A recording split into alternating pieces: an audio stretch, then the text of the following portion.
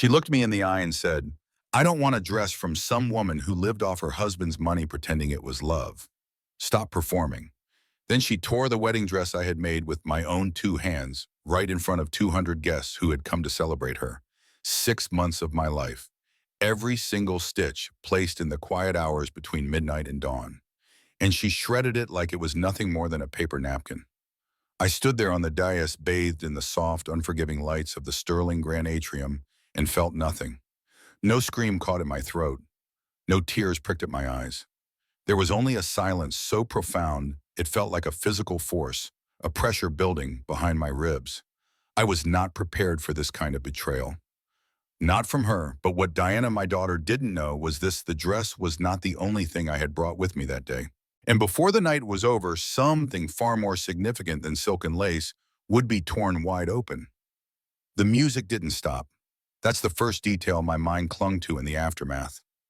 After the sickening rip of handcrafted silk echoed in a room that had fallen utterly silent, the string quartet in the corner just kept playing a sweet, soft, achingly stupid waltz. I remember the look on the first violinist's face, a mask of pure confusion, his eyes wide over his instrument, but his bow arm, trained by years of repetition, just kept moving. And me, I remained perfectly still. I didn't reach for the ruined fabric she'd contemptuously dropped at my feet. I didn't whisper her name. I didn't ask her why. In that one clean, brutal moment, I already knew. There are moments in life that arrive without prelude. No ominous music, no foreshadowing, just a single clean slice that leaves you bleeding from places you never knew were vulnerable. That was the moment she gave me my daughter. She stood on that stage, the couture gown she'd insisted on buying, looking pristine on her body, but a raw, ugly rage contorted her beautiful face. She had rehearsed this. The words were too polished, the delivery too precise for it to be a spontaneous act of anger. "I don't need a dress from some woman who lived off her husband's money pretending it was love. Stop performing." Then she tore it. Not the gown she wore, but the one I had made. The one I had carried to the venue myself, boxed in pale blue satin, pressed, folded, and protected like a sacred relic. The very one she had wept over during her final fitting 3 weeks ago, whispering that it made her feel like a queen. She had taken it from my hands in front of our friends, our family, our business associates, and shredded it. In the same instant, she shredded my name, my love, my very identity as her mother. It took her less than 10 seconds to annihilate 6 months of devotion. A collective gasp swept through the atrium. From the corner of my eye, I saw someone drop a champagne flute. It shattered on the marble floor with a sound that felt like a distant echo of my own breaking heart. My late husband's sister Eleanor pressed a hand to her mouth, her face a canvas of horror, as if she had just witnessed a public execution. My oldest friend Christine stood frozen near a towering floral arch, her hands locked mid-clap.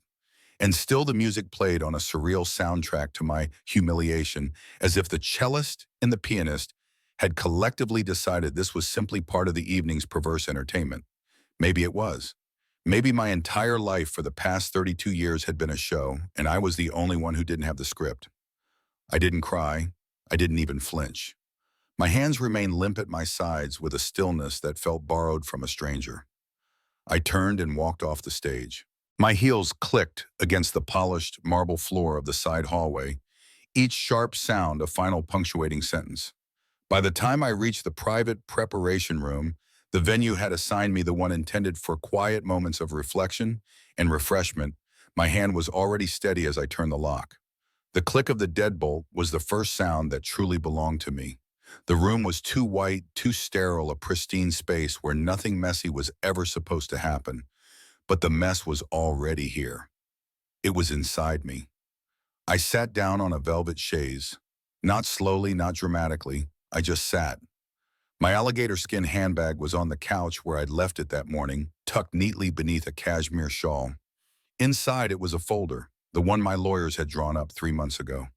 I took it out, the thick vellum paper cool against my trembling fingers, and laid it on the vanity before me. The Beacon Hill penthouse. The 47% ownership stake in the Crawford Couture brand. The scholarship trust for young designers that I had dreamed Diana would one day manage with grace and vision. It was all there, neatly itemized. A lifetime of work and love, ready to be signed over. The fountain pen was still clipped to the inner flap. I hadn't signed it, not yet. I looked at my reflection in the ornate mirror, not at the makeup, not at the pearl earrings, not at the carefully constructed chignon, but at the woman behind the mask. The woman who had built an empire from a single sewing machine in a dusty back room. The woman who had survived her husband's death in the brutal world of fashion. The woman who had just been dismantled by her own child. My hand hovered over the pen, then dropped. Not because I was unsure, but because in that blinding flash of pain, something had become terrifyingly clear. She didn't tear the dress just to hurt me. She tore it because she was certain I would never ever fight back. That was the part that struck me to the bone. The betrayal wasn't just in the insult, it was in the cold, meticulous calculation in the way she chose her moment. When I was at my most vulnerable, my most emotionally exposed, doing what mothers are conditioned to do, best giving. I had given her everything, and it wasn't enough. She wanted more. She wanted it all. And for the first time in a very long time, I was no longer interested in protecting anyone but myself. I didn't reach for my phone. I didn't call a friend. I just sat with the cold, hard facts. The dress was ruined. The moment was public. My silence would be interpreted, as always, as weakness.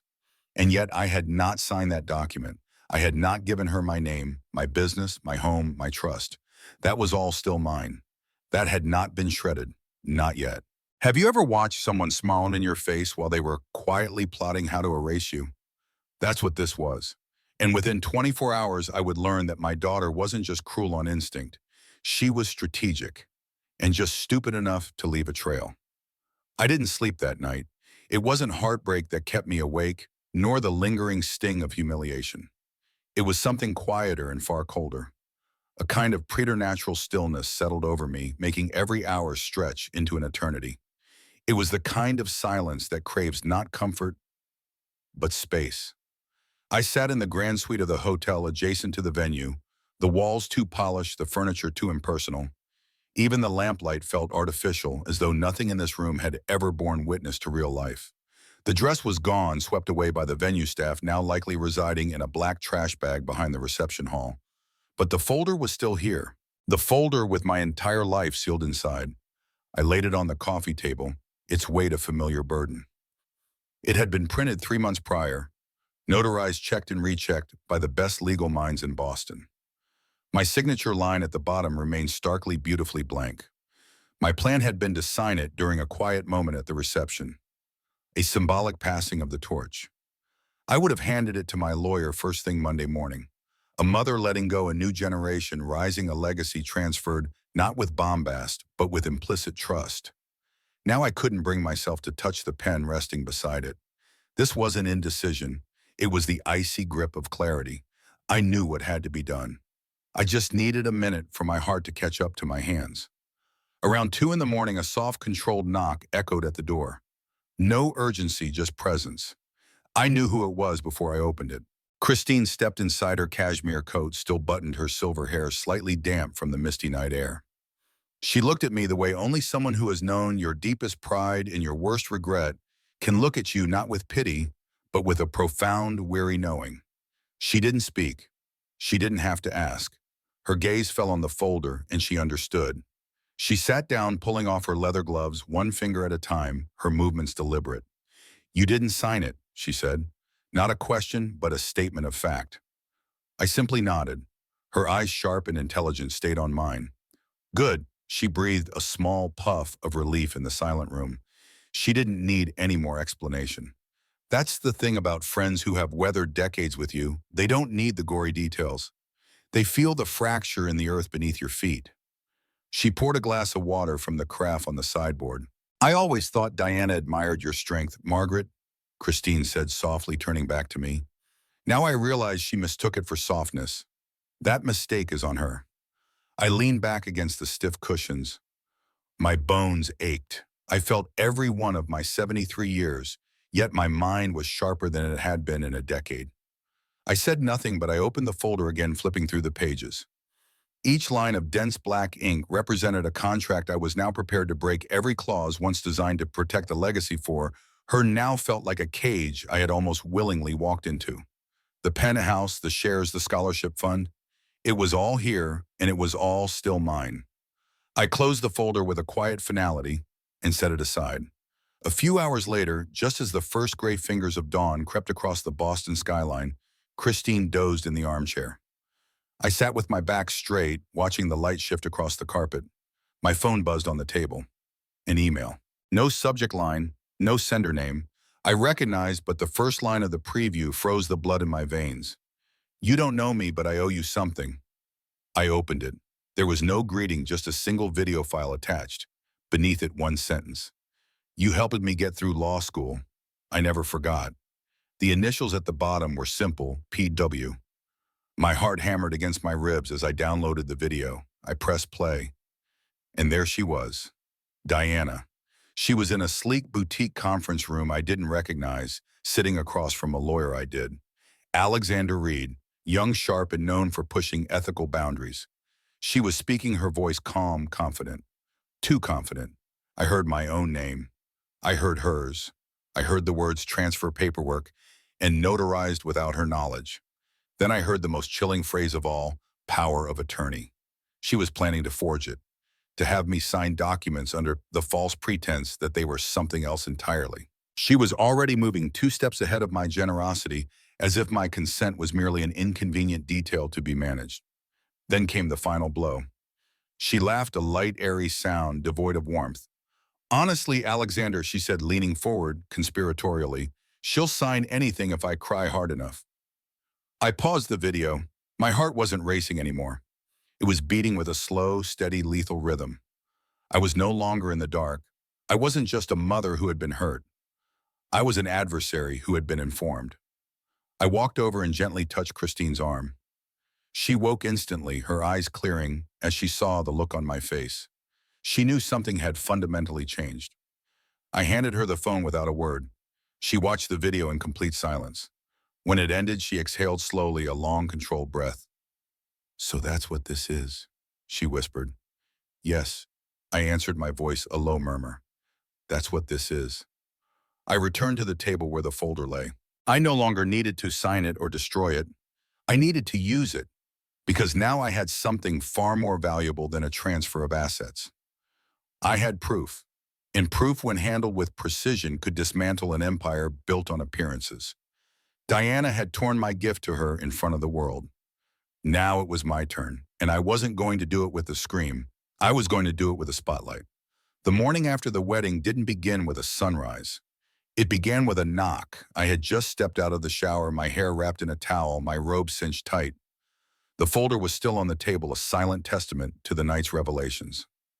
Christine opened the door to admit a woman named Paula, a tech coordinator from the venue. She was dressed in practical black, her expression professional and discreet. She'd worked with Julianne for years. There was no need for pleasantries. By 9:30, the plan was in place. Diana had scheduled a farewell brunch for family and VIP guests. It was meant to be her victory lap, a curated final word on the weekend's events. Champagne mimosas and a last parade in front of her sponsors. It was also the perfect stage. I handed Paula the flash drive containing the video. She didn't ask what was on it. She only asked for the cue. I gave her a precise timestamp.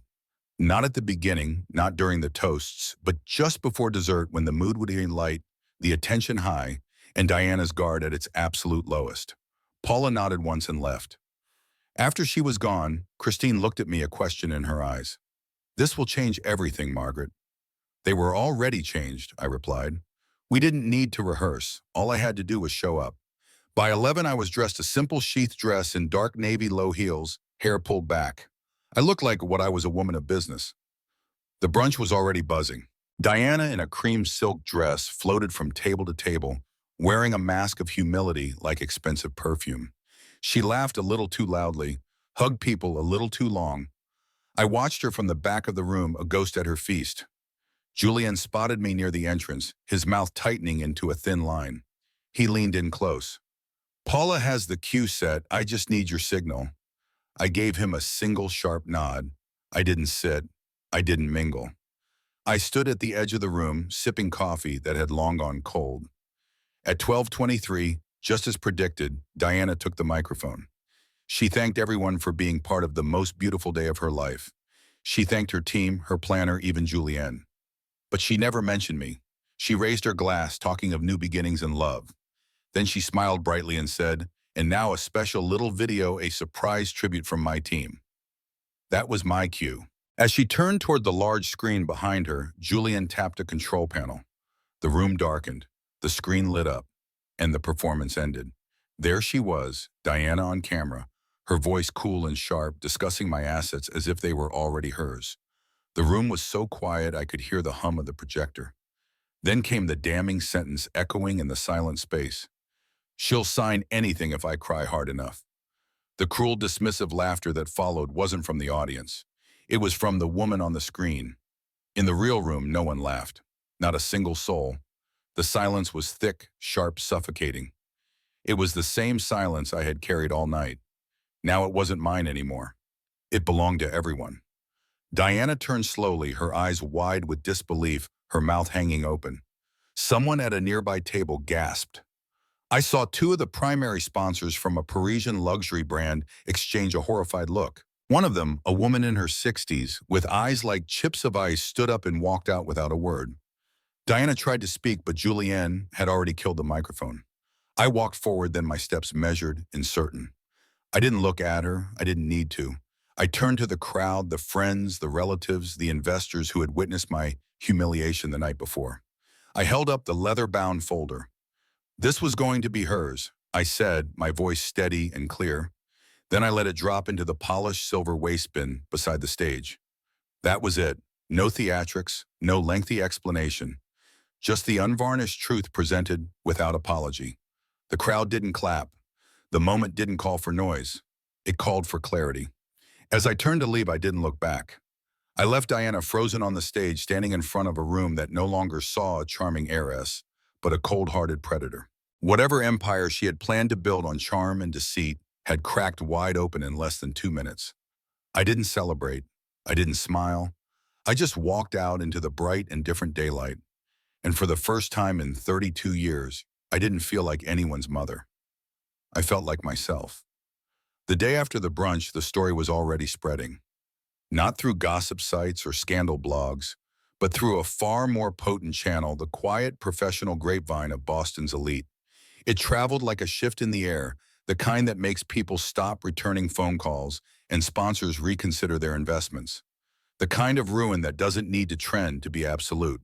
Christine had predicted it. The silence she'd said will do the rest.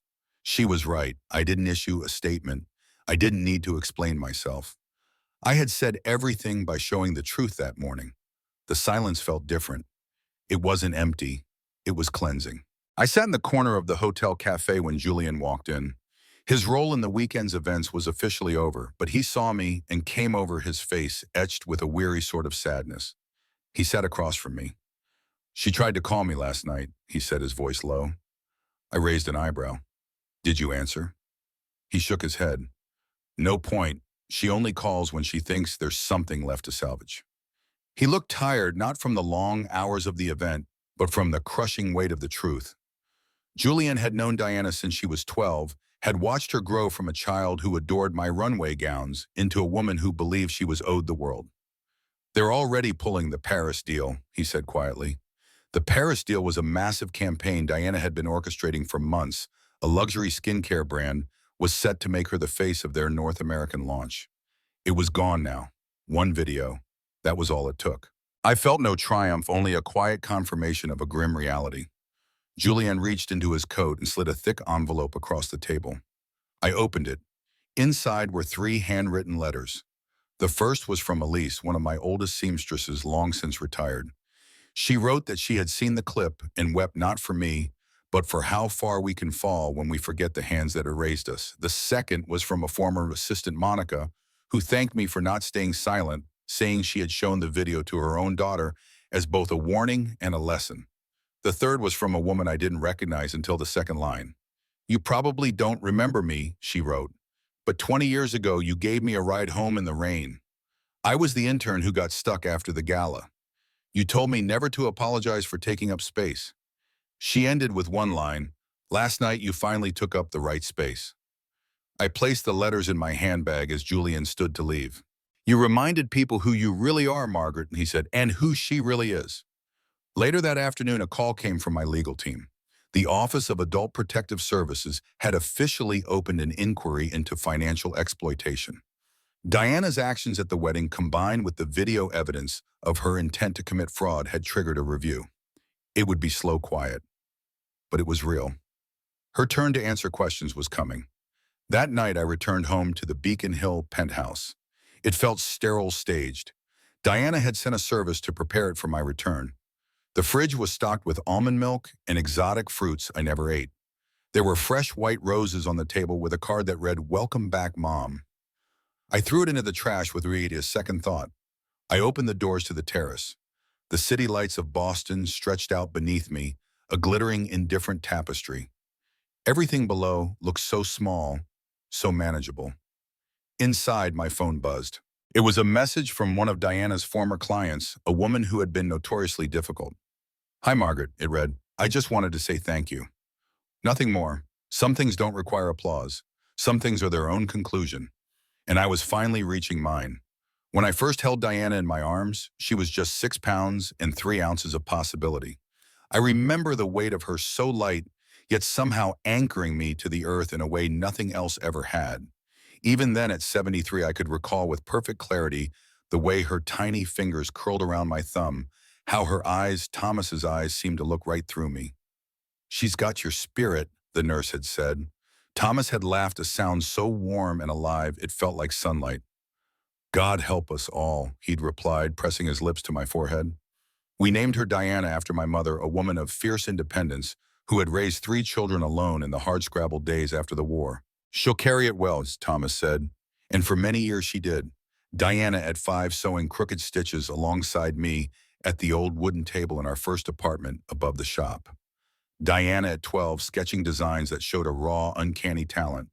Diana at 18 accepting her place at Parsons with a grace that made my chest ache with pride.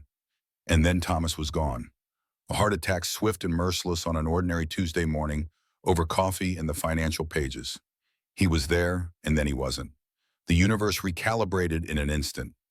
Diana was 22 when he died, just starting to make her mark in the industry, riding partly on her talent, but more heavily on her name, our name, Crawford. Thomas had built the business side of Crawford Couture from nothing, turning my designs from handmade passion projects into a global luxury brand. After he died, I threw myself into the work with a fervor that bordered on mania. The business didn't just survive, it thrived.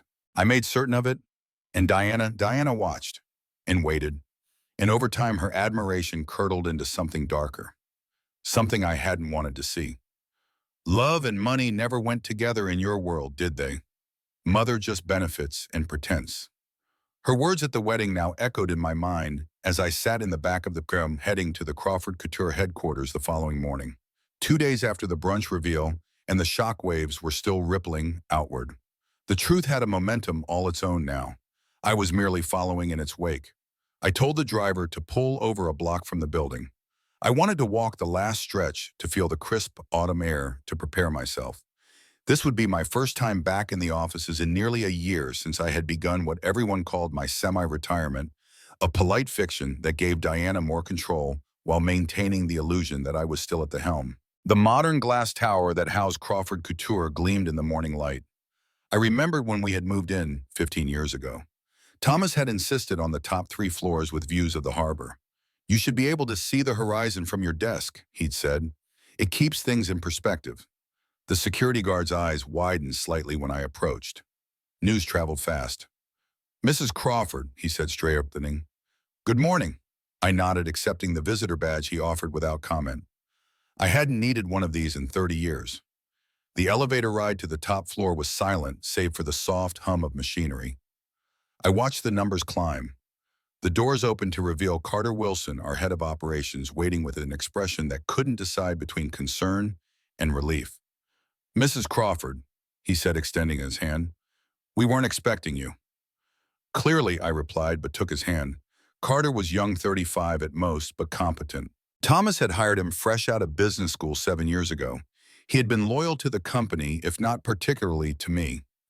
"I need the boardroom," I said, "and I need the executive team.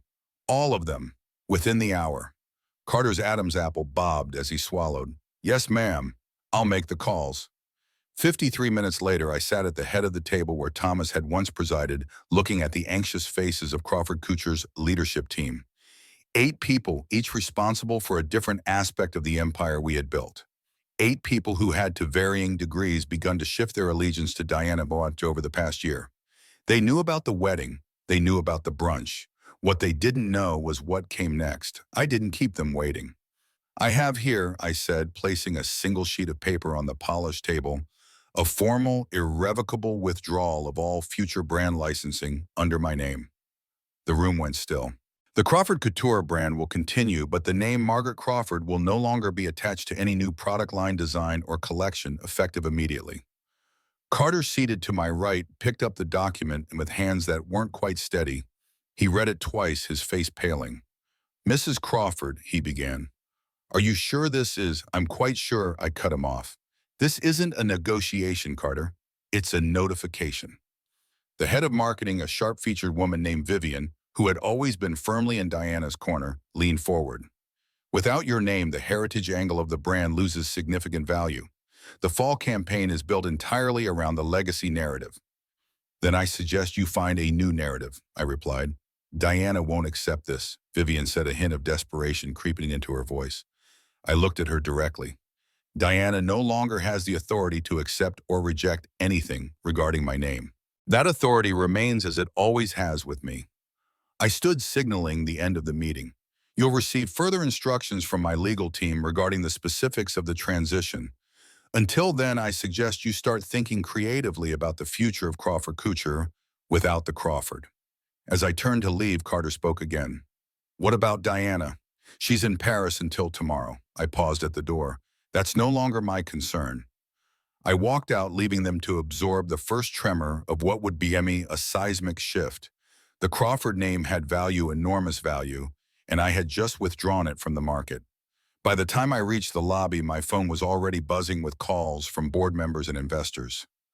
I silenced it and stepped out into the autumn sunshine, suddenly aware of a lightness in my chest that I hadn't felt in years. This was just the beginning. That afternoon, I found myself in my lawyer's office. Rachel Goldman had been handling my affairs since Thomas died, a formidable woman in her 60s, with a mind like a steel trap and a reputation for ruthless competence. She listened without interruption as I laid out my plans, her eyes sharp behind rimless glasses. "The Crawford Foundation," she repeated when I was finished, "named for your mother's maiden name, focusing on support for women over 60 who have experienced emotional and financial exploitation by family members."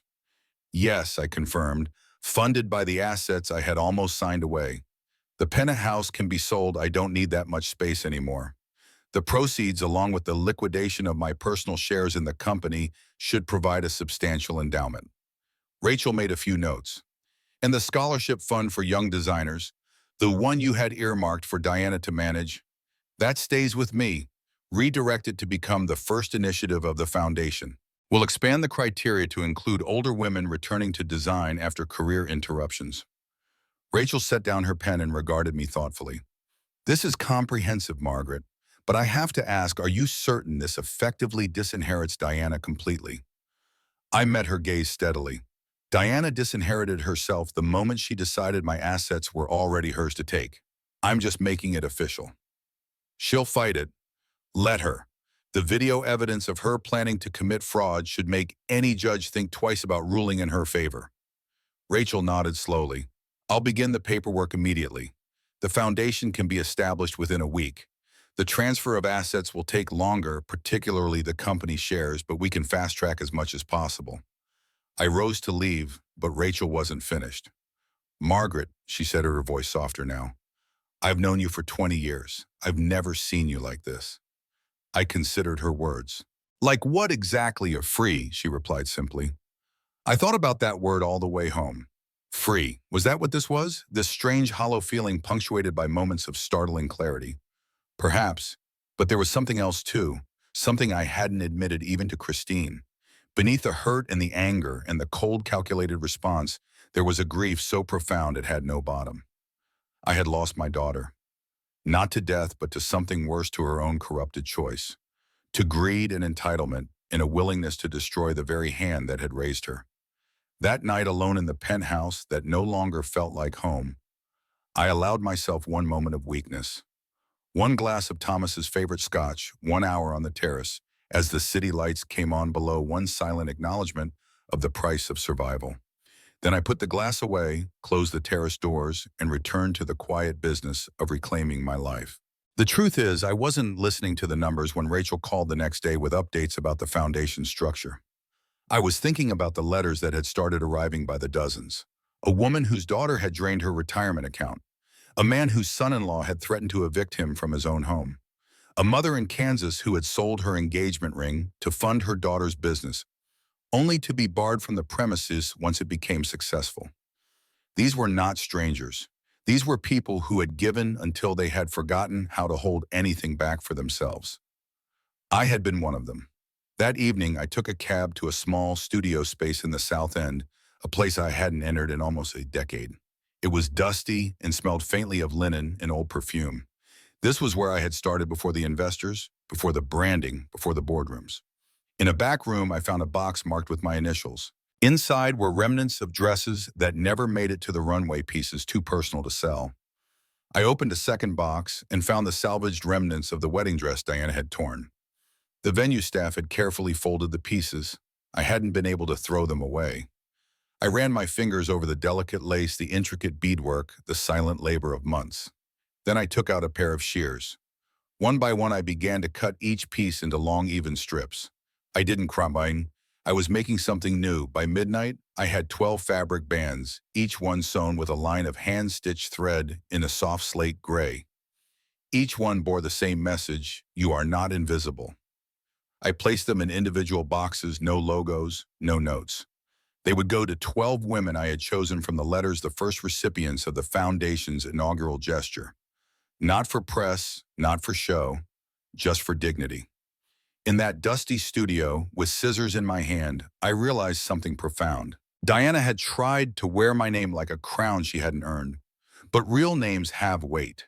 And sometimes the only way to keep yours is to take it off the shelf, strip it of all its gilded artifice, and begin again. 2 days later, I took the elevator to the top floor of the Crawford Couture building for the first time in nearly a year. I wasn't there to design or consult. I was there to make something disappear. The morning light streamed through the floor-to-ceiling windows, casting long shadows across the pristine marble lobby. I'd always found it strange how different a familiar place can feel when your relationship to it changes. This building had been my second home for decades. Now it felt like foreign territory. As the elevator climbed, I caught a glimpse of my reflection in its polished brass doors. I looked different somehow, sharper around the edges. The softness that motherhood had etched into my face over 32 years had receded, leaving behind something more closely resembling the young woman who had started this company with nothing but determination and a single sewing machine. The doors opened with a soft chime, revealing a reception area where a young woman I didn't recognize sat behind a sleek desk. Her eyes widened when she saw me. "Mrs. Crawford," she stammered, rising quickly from her chair. "We weren't expecting you." "Evidently," I replied, noticing how she glanced nervously toward the hallway that led to what had once been my office, now Diana's. "Is Carter Wilson available?" "I'll check right away," she said, reaching for her phone. Within minutes, Carter appeared, looking every bit the corporate executive in his tailored suit, though his expression betrayed his unease. At 35, he was one of Thomas's final hires before his death, brilliant with numbers but perpetually cautious, as though afraid of overstepping invisible boundaries. "Mrs. Crawford," he said, extending his hand, "this is unexpected." I met his handshake with firm pressure. "I need the boardroom, Carter, and I need the executive team. All of them, within the hour." His Adam's apple bobbed as he swallowed. "Yes, ma'am, I'll make the calls." As he hurried away to arrange the meeting, I made my way toward the boardroom. The hallway walls were lined with framed magazine covers featuring Crawford designs over the years. Near the end hung a large portrait of Thomas and me from 20 years ago, taken at our first Paris Fashion Week. We looked impossibly young, and certain, his arm around my waist, my head tilted against his shoulder. Diana had kept it up. A nod to legacy, perhaps, or simply good marketing. The boardroom was empty when I arrived. I chose the chair at the head of the table, Thomas's old seat. From my briefcase, I removed a single document and placed it precisely in the center of the polished mahogany surface. Slowly, the room began to fill. Nervous executives filed in their forced smiles, barely masking their confusion and concern. Some I knew well, veterans who had been with the company for decades. Others were newer faces, Diana's hires, watching me with barely concealed suspicion. When everyone was seated, I didn't waste time with pleasantries. "I have here," I said, gesturing to the document before me, "a formal, irrevocable withdrawal of all future brand licensing under my name." The silence that followed was absolute. The Crawford Couture brand will continue, but the name Margaret Crawford will no longer be attached to any new product line, design, or collection, effective immediately.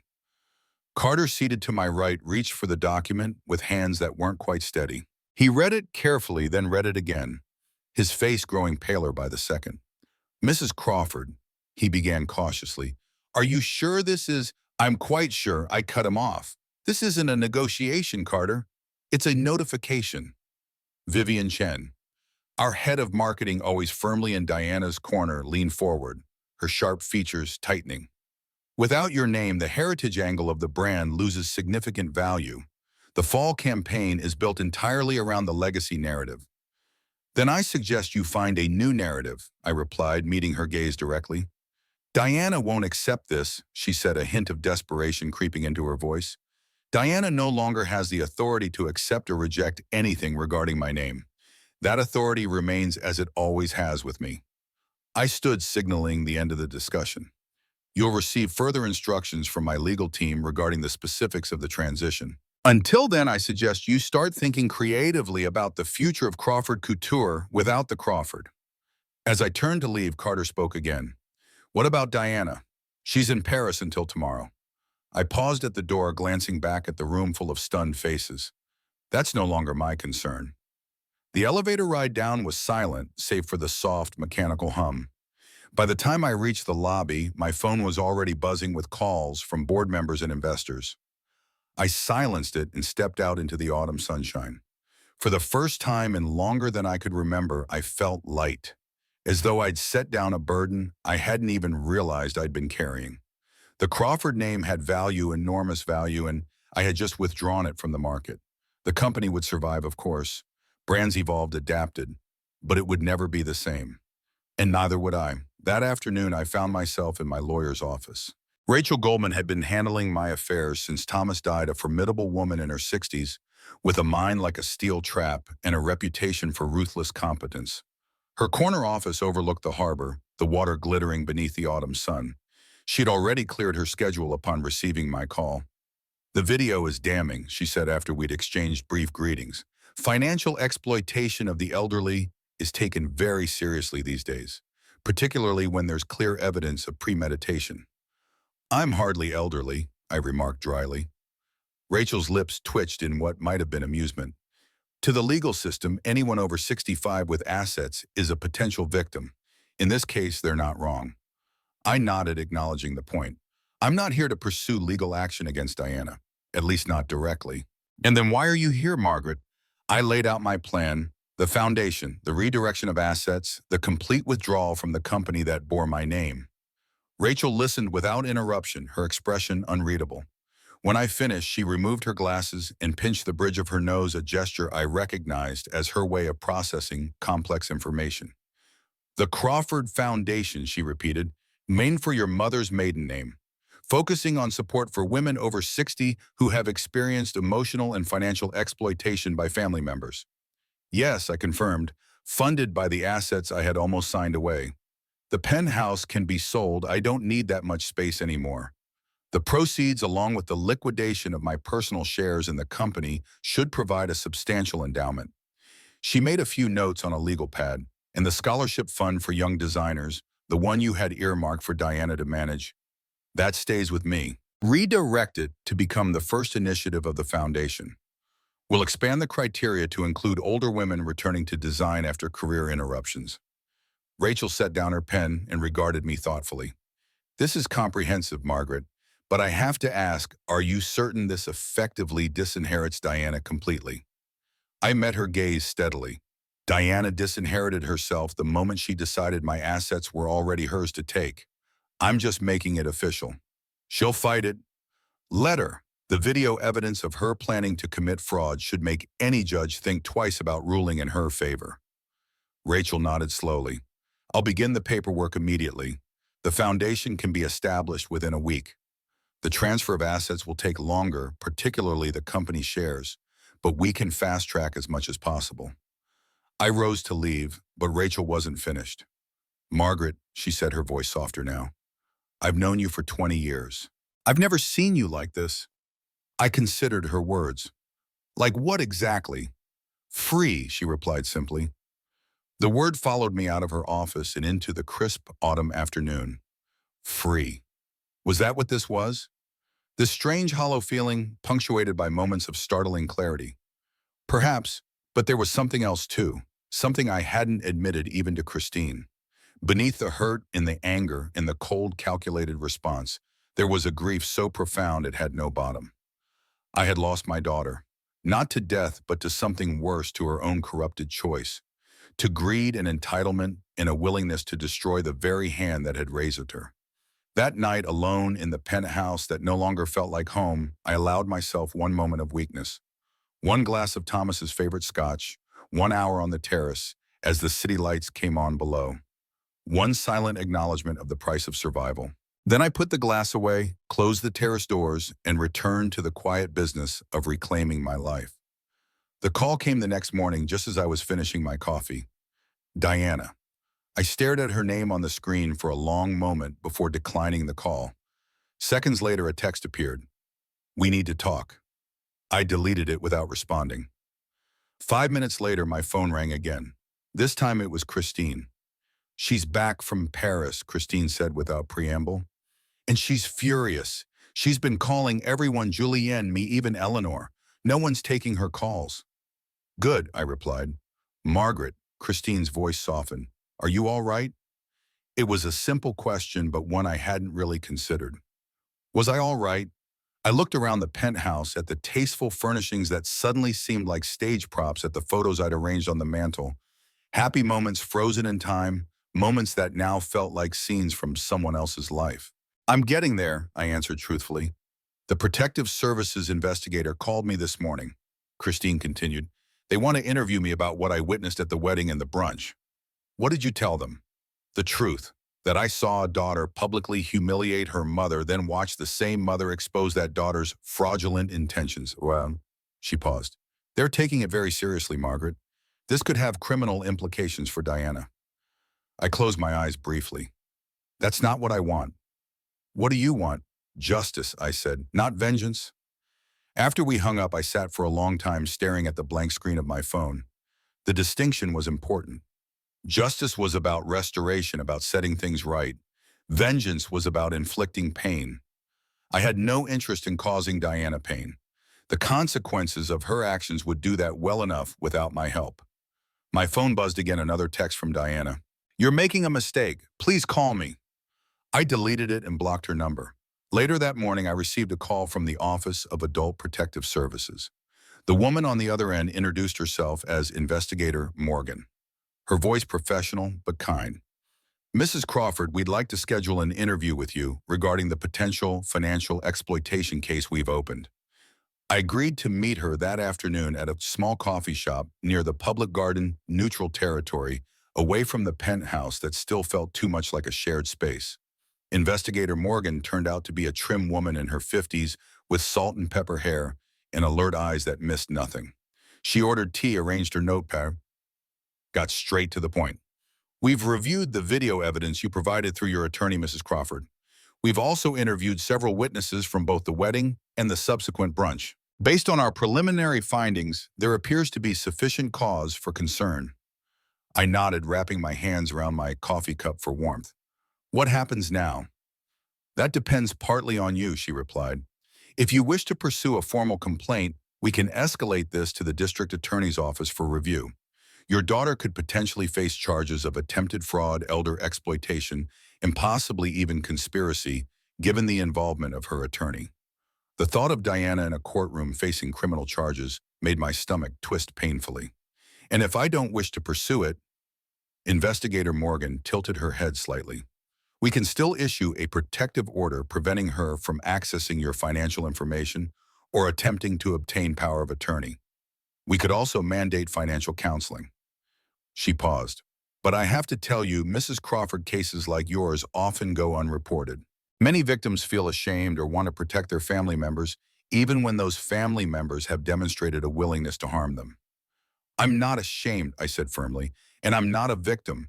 I'm a woman who nearly made a catastrophic mistake and was fortunate enough to discover it in time. She studied me for a moment, then smiled slightly. Fair enough. But our office exists to protect people in your position, regardless of what you call yourself. Love and money never went together in your world, did they? Mother, Diana's words from the wedding echoed in my mind. Just benefits and pretense. What would happen to her, I asked quietly, if I pursued the complaint?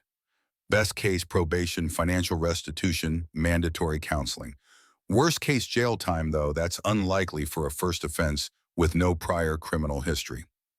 I took a deep breath. I need to think about it. Of course, she nodded. Take all the time you need. As I left the coffee shop, I found myself walking toward the public garden rather than heading home. The afternoon was cool but sunny, the trees ablaze with autumn color. I found an empty bench near the ponton and sat watching a pair of swan boats glide across the water, carrying laughing children and indulgent parents. I thought about Diana as a child, her small hand in mine as we walked through this very garden, her delight at the swan boats, her solemn promise to me that when she grew up she would buy me a whole garden, mommy, with all the flowers in the world. Where had that child gone? At what point had love curdled into resentment, gratitude into entitlement? And what was my role in that transformation? I had given Diana everything: opportunities, education, connections, a place in the company Thomas and I had built. Perhaps that was the problem. In trying to smooth her path, I had robbed her of the struggle that shapes character, the resistance that builds strength. I had made things too easy, and in doing so made her weak in the ways that mattered most. My phone buzzed with a text from Rachel. Documents ready for your review. Foundation paperwork progressing rapidly. Call when convenient. I put the phone away and continued watching the swan boats. There would be time for paperwork later. Right now, I needed this moment of quiet reflection, this chance to sit with the complicated tangle of emotions that had become my new reality. I was angry, yes, hurt certainly, but beneath it all was a current of something that felt dangerously close to relief, as though a long-delayed reckoning had finally arrived, painful but necessary. The following day brought a flurry of activity. Rachel's office had moved with remarkable efficiency, preparing the initial paperwork for the Crawford Foundation. I spent the morning reviewing documents, signing where indicated, initialing where required. The initial endowment will be substantial, Rachel noted as I signed the final page. Even without liquidating the penthouse, your personal shares in the company represent a significant asset. I want to move quickly, I replied. I've already received dozens of letters from women in similar situations. They need help now, not 6 months from now, when all the legal details are perfectly arranged. Rachel nodded understanding. We can establish an interim grant program while the foundation's formal structure is being finalized. It won't have the full power of the completed entity, but it will allow you to begin providing assistance immediately. Do it, I said. As I left Rachel's office, my phone rang. It was Julian. She's at the penthouse, he said without preamble. Diana, she used her key to get in. The doorman just called me because he knew you weren't home. My steps faltered on the sidewalk. How long has she been there? About an hour. Do you want me to call security? I considered it briefly, then sighed. No, I'll handle it. Thank you for letting me know. I hailed a cab and gave the driver my address, a knot of tension forming between my shoulder blades. This confrontation was inevitable, I supposed. Better to have it on my terms in my space than to be ambushed elsewhere. When I arrived at the building, the doorman looked relieved to see me. Mrs. Crawford, I'm so sorry. She insisted, and she does have a key. It's all right, George, I assured him. Not your fault. The elevator ride to the penthouse felt interminable. When the doors finally opened directly into the foyer, I stepped out to find Diana sitting in the living room, a glass of wine in her hand. Though it was barely noon, she looked terrible. Her usual polished appearance had given way to something haggard and unkempt. Her eyes were red-rimmed, her hair pulled back in a hasty ponytail. She wore jeans and a wrinkled blouse, items I'd never seen on her before. Diana's wardrobe typically ran to designer suits and carefully curated casual wear. She looked up as I entered, her expression a complex mixture of anger, fear, and what might have been relief. "Finally," she said, setting down her glass. "You've been avoiding me." "I've been busy," I replied evenly, setting my purse down and remaining standing. "You shouldn't be here, Diana." She made a dismissive gesture. "It's still my home, too." "No," I said firmly. "It isn't. You have your own apartment on Marlborough Street, the one the company pays for." "The company you're now destroying," she shot back, rising to her feet. "What were you thinking, Mother, withdrawing your name? Do you have any idea what that does to the brand value?" "I imagine you've calculated it precisely," I said, "just as you calculated how much my assets were worth when you planned to forge my signature on power of attorney documents." She flinched visibly. "That was Alexander's idea. I never would have gone through with it." "Don't lie to me," I said quietly. "Not anymore. I saw the video, Diana. I heard you laugh about how I'd sign anything if you cried hard enough." Her face flushed, her eyes darting away from mine. "It was a joke. Dark humor. We were just talking through options." "Options for stealing from your mother." She began to pace, her movements jerky and agitated. "You don't understand. The brand needs to evolve. Your vision is outdated. I was trying to protect your legacy while moving the company forward. By committing fraud. By doing what needs to be done," she snapped.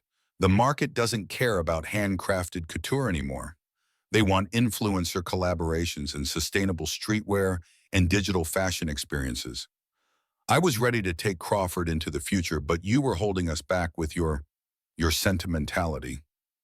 I studied her, this stranger wearing my daughter's face. "When did you become this person, Diana? When did money and status become more important than integrity?" She laughed, a harsh, brittle sound. "That's rich coming from you. You and Dad built an empire selling overpriced clothes to rich women desperate to feel special.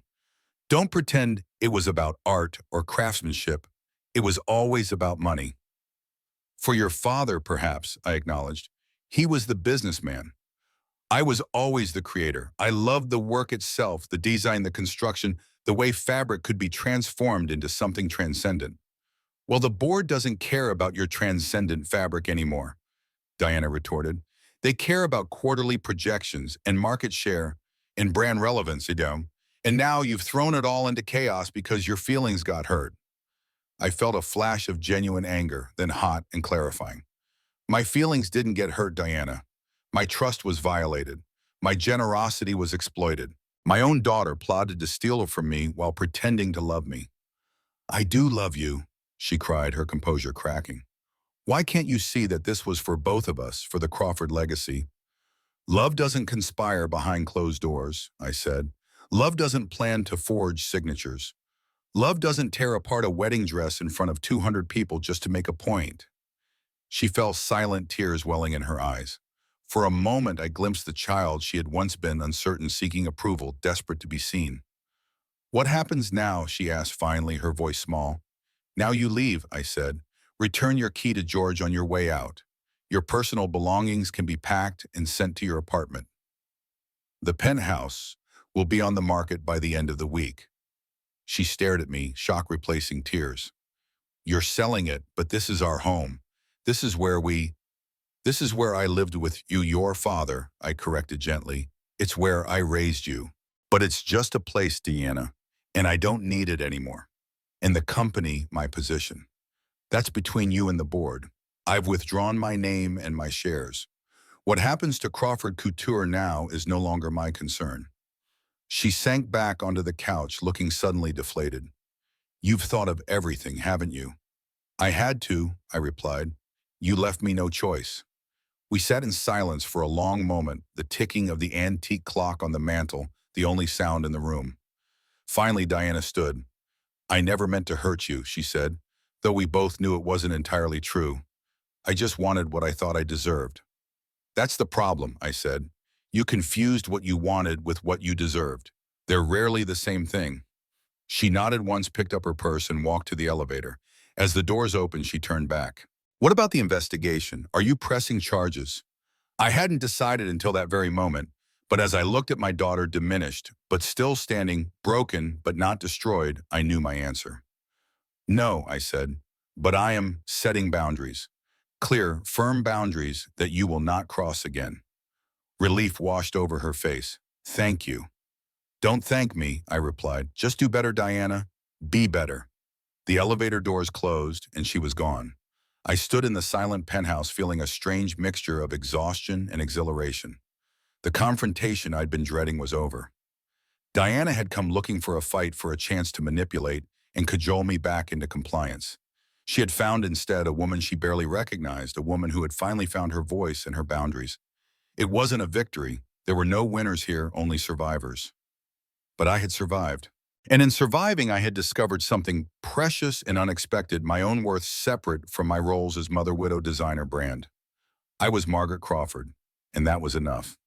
That evening, I met Christine for dinner at a small Italian restaurant in the North End, the kind of place where the owner knows your name and remembers your favorite wine. You saw her, Christine asked after I'd recounted the confrontation with Diana. Yes, it went about as well as could be expected. Christine sipped her wine thoughtfully. And the charges? I'm not pursuing them. The protective order should be sufficient. She nodded, unsurprised. You never wanted to punish her. You just wanted to stop her. Exactly. I twirled pasta around my fork, thinking. The foundation paperwork is moving forward. Rachel thinks we can be operational within weeks. That's wonderful, Margaret. Truly. Christine reached across the table to squeeze my hand. I'm proud of you. Thomas would be too. The mention of my late husband brought a familiar ache, but it was softer now, tempered by time and perspective. He would have been heartbroken by Diana's choices. Yes, Christine agreed, but he would have understood yours. After dinner, we walked through the narrow streets of the North End, past bakeries where the scent of fresh cannoli wafted onto the sidewalk, past crowded restaurants where families gathered around tables laden with food and wine and laughter. I've been thinking about finding a new place, I said as we walked.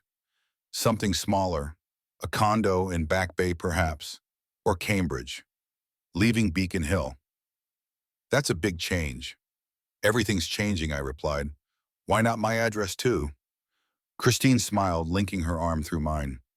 Change can be good, necessary even. Yes, I agreed, it can. When I returned home that night, I stood in the center of the penthouse looking at it with new eyes.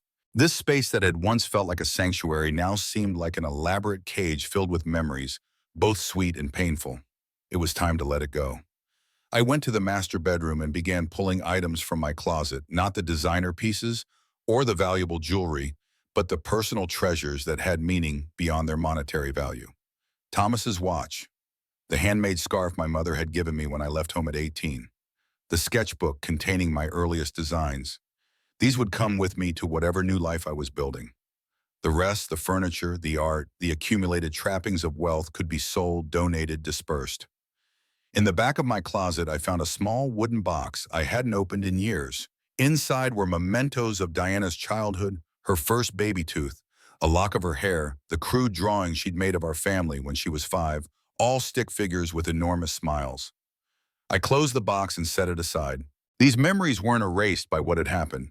They were just part of a longer, more complicated story than I had once believed. The next morning, I received a call from Investigator Morgan. Mrs. Crawford, I wanted to let you know that we've issued the protective order as requested. Your daughter will be notified today. She is prohibited from attempting to access your financial information, from seeking power of attorney, and from entering your residence without explicit invitation. Thank you, I said. In the investigation, without your wish to pursue charges, we'll be closing the case. However, should anything change, we can reopen it immediately. After we hung up, I sat with my coffee, watching the morning light play across the living room. It felt like the closing of one chapter and the opening of another, not an ending exactly, but a significant turning of the page. My phone buzzed with a text from Rachel. Foundation paperwork approved. Congratulations, Margaret. The Crawford Foundation is officially established. I smiled, feeling a warmth spread through my chest. This was what healing looked like, not the absence of pain, but the presence of purpose. Not the erasure of betrayal, but the creation of something meaningful from its ashes. Later that day, I visited my old studio in the South End, a space I hadn't entered in almost a decade. It was dusty and smelled faintly of linen and old perfume, but beneath the neglect, it felt alive in a way the penthouse no longer did. This was where I had started before the investors, before the branding, before the boardrooms. This was where the magic had happened, where simple fabric had been transformed by vision and skill into something extraordinary. In a back room, I found boxes of materials I'd stored years ago, remnants of dresses that never made it to the runway, pieces too personal to sell. And among them, carefully preserved, were the salvaged pieces of Diana's wedding dress, collected by the venue staff after her dramatic gesture. I ran my fingers over the delicate lace, the intricate beadwork, the silent labor of months. Each stitch represented a moment of hope, of love, of my belief in a future that no longer existed. Then I took out a pair of shears. One by one, I began to cut each piece into long, even strips. I didn't cry. I was making something new. By midnight, I had 12 fabric bands, each one sewn with a line of hand-stitched thread in a soft slate gray. Each one bore the same message: you are not invisible. I placed them in individual boxes, no logos, no notes. They would go to 12 women I had chosen from the letters, the first recipients of the foundation's inaugural gesture. Not for press, not for show, just for dignity. In that dusty studio with scissors in my hand, I realized something profound. Diana had tried to wear my name like a crown she hadn't earned. But real names have weight, and sometimes the only way to keep yours is to take it off the shelf, strip it of all its gilded artifice, and begin again. As I finished the last band, my phone buzzed with a text. It was from a number I didn't recognize. "Mrs. Crawford, this is Patricia Walker. I heard about the foundation. I'd like to help if you'll let me. Pro bono legal services for your recipients." I smiled, fingers tracing the embroidered words on the fabric band before me. You are not invisible. None of us were. Not anymore. The Crawford Foundation opened its doors without fanfare on a crisp November morning. There was no ribbon-cutting ceremony, no press release, no carefully orchestrated media event. Just a small office in a renovated brownstone on Commonwealth Avenue, with a discreet brass plaque beside the door. Inside the space was warm and intentional, comfortable seating, arranged in conversational groupings. Walls adorned with textile art, soft lighting that invited confidences. Nothing about it suggested charity or assistance. Everything about it communicated dignity and respect. Rachel had helped me assemble a small but formidable team, a social worker specializing in elder issues, a financial advisor with expertise in asset recovery, and Patricia Walker, the young lawyer whose conscience had provided the evidence that changed everything. Patricia had reached out after hearing about the foundation offering her legal services pro bono. When we finally met in person, I recognized her immediately, the quiet intern who had stayed late after a gala 7 years ago, soaked by an unexpected downpour. I'd given her a ride home in my car, along with some unsolicited advice about taking up space in a world that preferred women to remain small. She hadn't forgotten. And now she was giving back, fierce and determined to help others stand their ground. The foundation's mission was simple but powerful: to support women over 60 who had experienced emotional and financial exploitation by family members. We offered practical assistance, legal advice, financial planning, housing solutions, but also something less tangible and perhaps more essential: validation. The simple, revolutionary act of believing women when they said they had been wronged, of treating their pain as real and their boundaries as sacred. The first 12 women who received my hand-embroidered fabric bands became the inaugural recipients of the foundation's support. Their stories varied in detail but shared a common thread: each had given freely, repeatedly, generously to family members who had come to see that generosity not as a gift but as an entitlement. Each had reached a breaking point where further giving would have meant erasing themselves entirely. I understood them in a way I couldn't have before Diana tore my wedding dress on that illuminated stage. I had walked their path, felt their confusion, their hurt, their dawning realization that love and exploitation can sometimes wear the same face. On our first official day of operation, I arrived early, moving through the quiet rooms, straightening cushions, adjusting lamps. This place was nothing like the gleaming corporate headquarters of Crawford Couture, with its marble floors and floor-to-ceiling windows showcasing harbor views. Yet it felt more authentically mine than that space ever had. Patricia arrived next, her arms full of legal folders, her expression bright with purpose. "Ready for this?" she asked, setting down her load on the reception desk. "I believe so," I replied. "Our first appointment is at 9. She nodded, then hesitated, something unspoken hovering between us. "What is it?" I prompted gently. "I saw Diana yesterday," she said, "at the courthouse. She was filing some sort of motion. I couldn't see what exactly." My heart gave a small, painful twist. "Did she see you?" "No." Patricia adjusted her glasses, a nervous gesture. "Margaret, I know it's not my place, but she didn't look good, thin, distracted. Someone said she's been let go from the company." I absorbed this information silently. It had been 3 weeks since our confrontation in the penthouse, 3 weeks since Diana had returned her key and walked out of my life. I hadn't sought news of her, hadn't asked any of our mutual acquaintances for updates. The protective order was in place. The foundation was established. The penthouse was on the market. I was moving forward. Yet hearing that she was struggling brought no satisfaction, only a dull ache that I suspected would never fully disappear. "Thank you for telling me," I said finally. Patricia nodded, understanding that the subject was closed. Our first client arrived precisely at 9, a woman named Martha, 72, impeccably dressed in a tweed suit that had seen better days but was clearly well-loved. Her posture was rigid, her expression guarded as she settled into one of the armchairs in my office. "I don't usually talk about personal matters with strangers," she began, her hands clasped tightly in her lap. "But my neighbor showed me the article about what happened with your daughter, about what you did afterward." I nodded, allowing her the space to continue at her own pace. "My son has been managing my finances since my husband died," she said, her voice steady despite the tremor in her hands. "At first it was a relief. I've never been good with money matters. Edward handled all of that." The story that followed was painfully familiar, small withdrawals that grew larger over time, and explanations that became increasingly vague, resistance when she asked questions, accusations when she expressed concern. "Last month I tried to make a donation to my church's building fund." Martha said, her eyes finally meeting mine. "My card was declined. When I called the bank, they told me the account was nearly empty." She swallowed hard. 43 years of saving, gone. I didn't offer platitudes or empty reassurances. Instead, I reached into my desk drawer and took out one of the embroidered fabric bands, placing it gently in her hands. "You are not invisible," I said softly, echoing the words sewn into the silk. "And you are not alone." Her fingers traced the embroidery, tears welling in her eyes. "What do I do now?" "Now," I said, "we fight back." And so it began, the real work of the Crawford Foundation. Not just providing resources, but restoring power to women who had been systematically stripped of it by those they loved most. By the end of that first week, we had met with 23 women, each with her own story of betrayal, each seeking not revenge, but restoration of assets, yes, but more importantly, of dignity and autonomy. The work was demanding but deeply satisfying.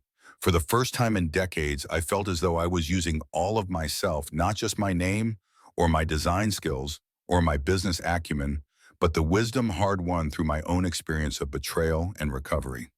In the evenings, I returned to the small but elegant apartment I'd rented in Back Bay while the penthouse sale was being finalized.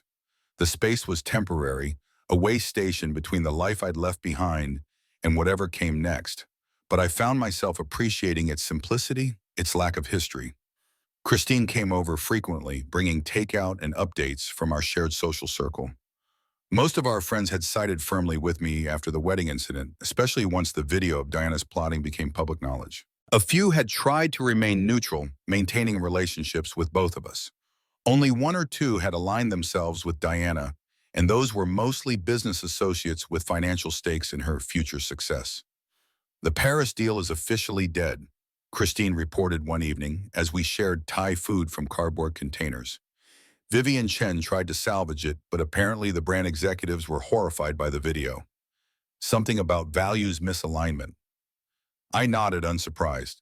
Luxury brands were built on aspiration and fantasy. Diana's calculated cruelty had shattered the illusion she'd so carefully cultivated.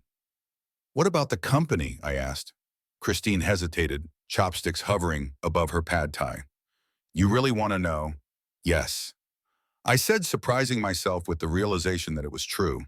Despite everything, I still cared about the future of Crawford Couture, not for Diana's sake, but for the employees whose livelihoods depended on its success, for the legacy that extended beyond my daughter's betrayal.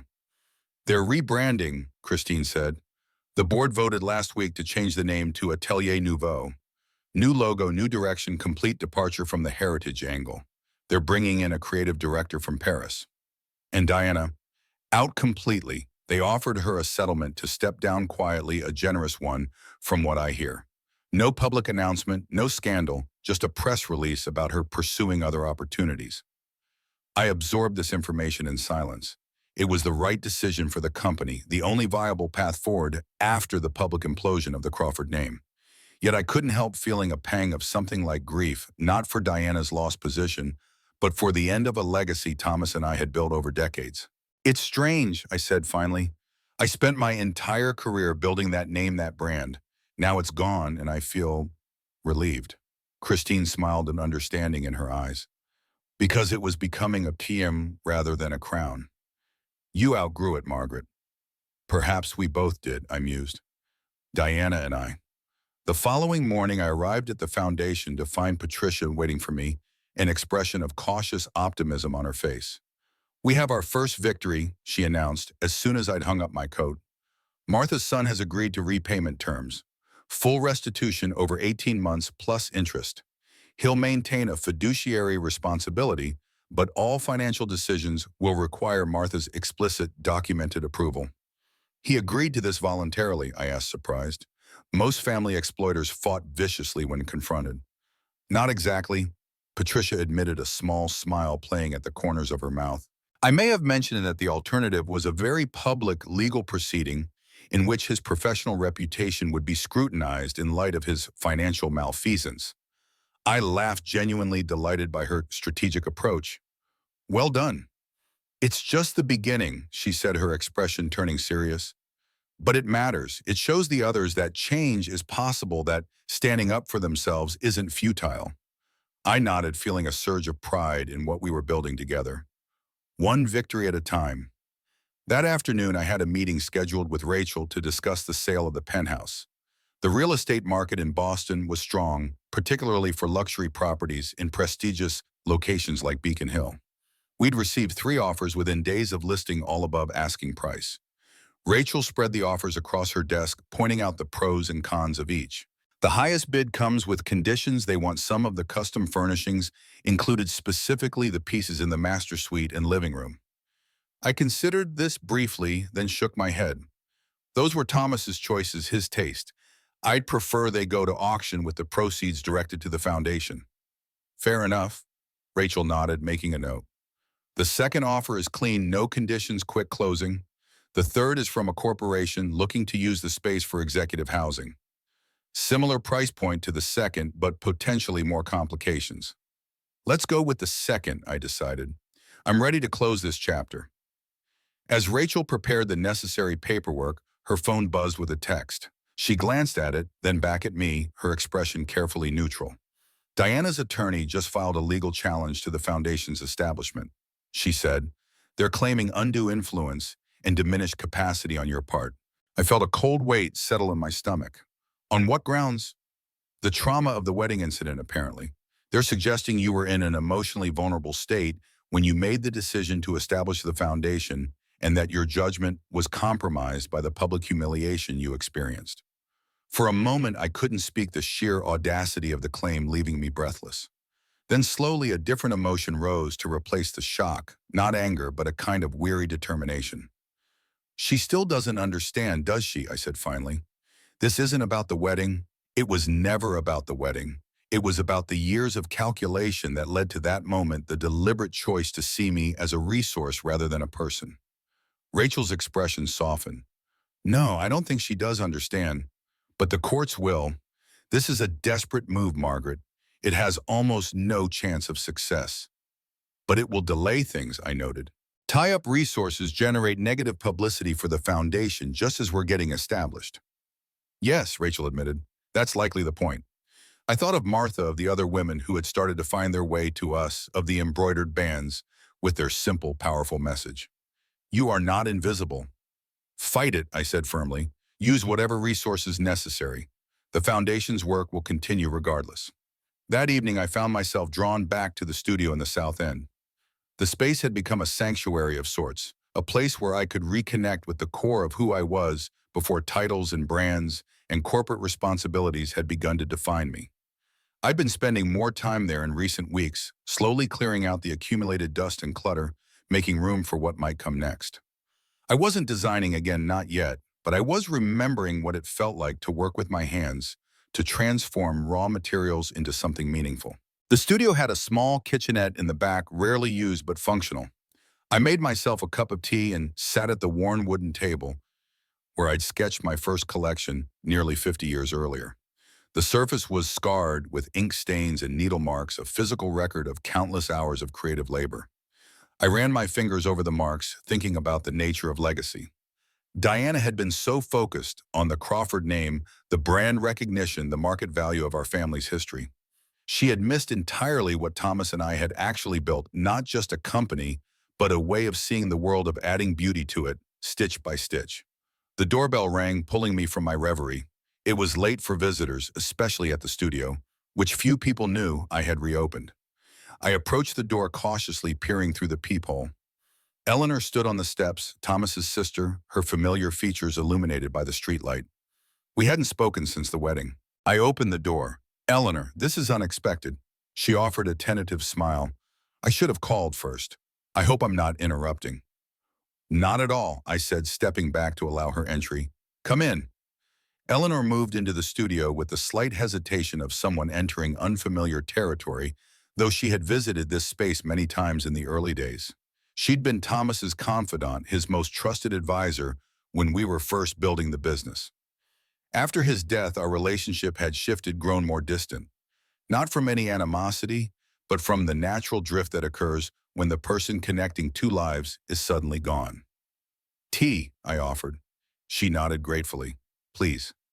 As I prepared a second cup, Eleanor wandered the studio, taking in the changes, the cleared workspace, the organized materials, the stack of embroidered bands waiting to be boxed and delivered. "You're working again," she observed. In a manner of speaking, I replied, bringing the tea to the table. "Not designing exactly, more processing." She sat across from me, wrapping her hands around the warm mug. "I've been following the news about the foundation. It's good work, Margaret. Important." "Thank you." A silence stretched between us, not uncomfortable, but weighted with unspoken questions. "You're wondering why I'm here," Eleanor said finally. The thought had crossed my mind. She sighed, her gaze dropping to her tea. "I saw Diana yesterday. She came to me for money, said she needed it for legal fees to correct an injustice." Her words. My heart sank. "The challenge to the foundation." Eleanor nodded. "She thinks if she can prove you were emotionally compromised when you established it, she can have it dissolved and the assets returned to your estate, which she still believes she has a claim to." "And what did you tell her?" "I told her no." Eleanor's voice was firm, her eyes meeting mine directly. "I told her that what she did at the wedding was unconscionable and what she planned to do with the power of attorney was criminal. I told her that she had squandered every opportunity, every advantage, every ounce of goodwill that being a Crawford had given her." I felt a surge of gratitude for this woman who had once been more sister than sister-in-law. That couldn't have been easy. "It wasn't," she admitted. "She's still Thomas's daughter. I still remember her as a little girl following him around the office, wanting to be just like her daddy." Her voice caught slightly on the last word. "But Thomas would be heartbroken by what she's become, by what she did to you." "Yes," I said softly. "He would." Eleanor reached across the table, taking my hand in hers. "I should have reached out sooner, after the wedding, after the brunch. I was processing, I suppose. Trying to reconcile the niece I thought I knew with the woman who could do such a thing." "I understand," I assured her. "We've all been processing." "I want to help," she said suddenly, "with the foundation. I have connections in the financial sector who might be willing to expand your funding base, and I have time, too much of it, since retiring."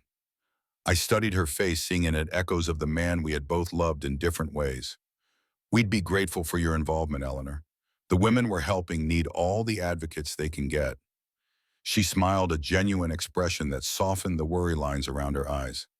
Thank you. It feels right somehow, like something Thomas would want us to do together. We talked late into the evening, making plans, sharing memories, rebuilding a connection that had frayed but never fully broken. When Eleanor finally left, promising to return the next day to tour the foundation offices, I felt lighter somehow, as though another piece of my fractured life had been gently set back into place. Not fixed, nothing could fully repair what had been broken, but acknowledged, honored, and given space to heal in its own way. The next morning brought news from Rachel. The judge had issued a preliminary ruling on Diana's challenge to the foundation. She's ordered a psychological evaluation, Rachel reported over the phone, to determine whether you were in a sound mental state when you established the foundation. I couldn't help but laugh at the absurdity of it. I'm 73, not senile. Exactly, Rachel agreed. This is a standard procedure in these cases, nothing to worry about. The evaluation will almost certainly confirm what we already know, that you're perfectly competent to make your own financial decisions. And in the meantime, the foundation continues its operations. The judge didn't issue any stay or injunction. I thanked her and hung up, oddly untroubled by this latest development. Diana's desperate legal maneuvers felt increasingly distant, as though they were happening to someone else, to a version of Margaret Crawford that no longer existed. The psychological evaluation was scheduled for the following week, a 2-hour session with a court-appointed expert in a bland office building downtown. I answered questions about my personal history, my decision-making process, my understanding of financial matters. The psychologist, a woman around 60 with kind eyes and a no-nonsense manner, took notes but revealed nothing of her impressions. 3 days later, Rachel called with the results. The evaluation found you to be, and I quote, exceptionally cognitively intact with superior executive functioning and no signs of impairment or undue susceptibility to influence. In other words, you're sharp as a tack and nobody's fool. I smiled at her evident satisfaction. And the challenge, the judge is dismissing it. Diana's attorney has been informed.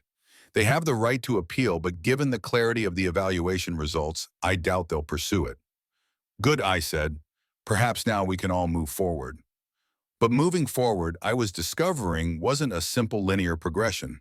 It was more like a dance, 2 steps ahead, 1 step back, occasional pauses to catch your breath and remember why you started moving in the first place.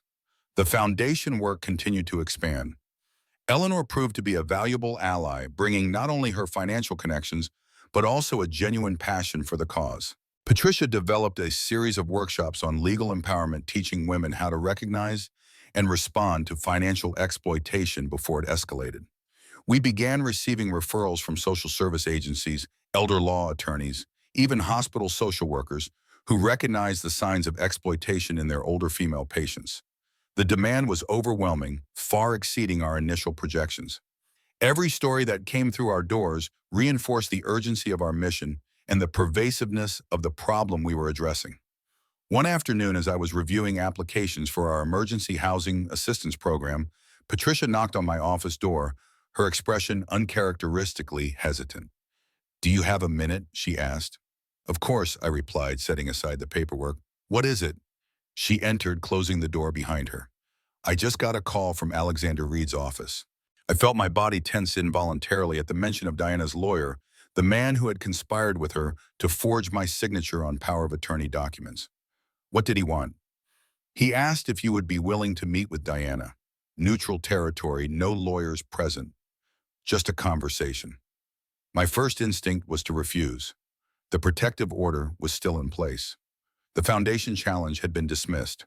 There was nothing to discuss, no loose ends that required tying up. Yet something in Patricia's expression gave me pause. "Did he say why?" I asked. She shook her head. Only that Diana had specifically requested it, that it was important to her. I considered this for a long moment. "What do you think?" Patricia adjusted her glasses, a gesture I'd come to recognize as her way of buying time when considering a difficult question. "I think," she said carefully, "that you've spent the last 3 months helping other women reclaim their power. Maybe part of that power is deciding when to listen even to someone who has hurt you deeply." Her words struck a chord, reminding me of conversations I'd had with our clients, women struggling to navigate the complex territory between self-protection and reconciliation, between boundaries and bridges. "All right, I said finally. Tell Reed I'll meet with her, but not in either of our offices. Somewhere public but private. Patricia nodded. I know just the place.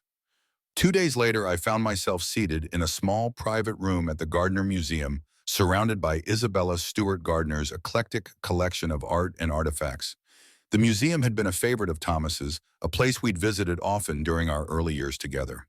Diana had loved it too as a child, fascinated by the stories behind each painting, each sculpture, each carefully preserved architectural element. I'd arrived early, taking a few moments to collect my thoughts as I wandered through the familiar courtyard with its lush plants and classical statuary. The space felt timeless, removed from the urgent pace of modern life, a fitting backdrop for whatever conversation was about to unfold. Diana arrived precisely on time, escorted by a museum docent, who discreetly withdrew after showing her to the room. She looked different. Thinner, yes, as Patricia had noted, but the change went beyond physical appearance. There was a new wariness in her posture, a hesitancy that had replaced her usual confident stride. She wore a simple gray dress, expensive, but understated, nothing like the bold designer pieces that had once been her signature. Mother, she said softly, remaining near the door, thank you for agreeing to meet. You're welcome, I replied, gesturing to the chair across from mine. Please sit. She moved forward cautiously as though afraid I might withdraw the invitation at any moment. When she settled into the chair, I noticed her hands, and always her most expressive feature, twisting nervously in her lap. How have you been? She asked the question, so normal, so incongruously polite given our history that I almost laughed. I've been well, I said instead. Busy with the foundation, and you, she looked down at her hands. I've been adjusting. The company's settlement was generous. I'm not destitute. I never thought you would be. A silence stretched between us, filled with all the words we hadn't said, all the hurts we hadn't acknowledged. I withdrew the legal challenge, Diana said finally. To the foundation, I told my attorney to drop it completely. I know, I replied. Rachel informed me yesterday. She nodded, still not meeting my eyes. It was wrong, the challenge, everything. I was wrong. The admission hung in the air between us, unexpected and somehow fragile, like a soap bubble that might burst at the slightest touch. Why did you do it? I asked the question that had haunted me since that illuminated moment on the wedding stage. Not just the dress, but all of it, the plotting, the lies, the attempted fraud. Why Diana? She was quiet for so long, I thought she might not answer. When she finally spoke, her voice was barely above a whisper. I was afraid. Of what? Of never measuring up. Of living forever in the shadow of Margaret Crawford, legendary designer, business icon, perfect mother. Her voice caught on the last words. I thought if I could control the company, control the assets, control the narrative, I could finally prove that I was worthy of the name, that I could be more than just Thomas and Margaret's daughter. I studied her face, seeing in it echoes of the child she had been, the young woman so desperate for approval that she had mistaken ambition for purpose, possession for worth. The name was never the point, Diana, I said gently. It was what we built with it, what we stood for. I know that now, she replied, meeting my eyes at last. The irony is, I had to lose the name entirely to understand its true value. Another silence fell, but this one felt different, less strained, more contemplative. I've been in therapy, Diana continued after a moment. Intensive therapy, the kind where you can't hide from yourself anymore, even when you desperately want to. And what have you found there? I asked. That I've been angry for a very long time. Since Dad died, maybe even before. She swallowed hard. I blamed you for not falling apart after he was gone. For being strong when I needed you to be broken.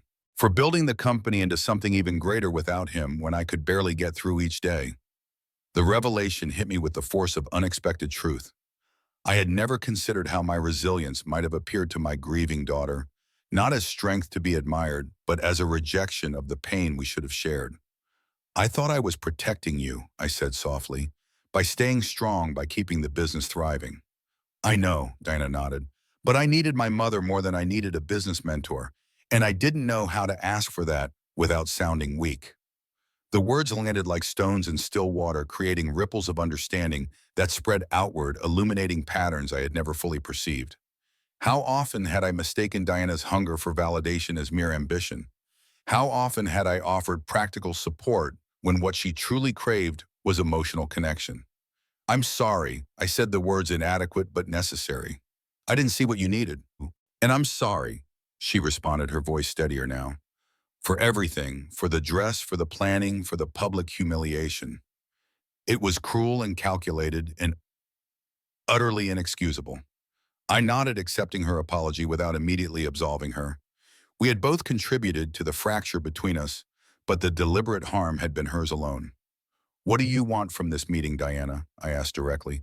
Why did you ask to see me? She took a deep breath, straightening her shoulders slightly. I wanted to apologize in person, and I wanted to ask if there's any path forward for us.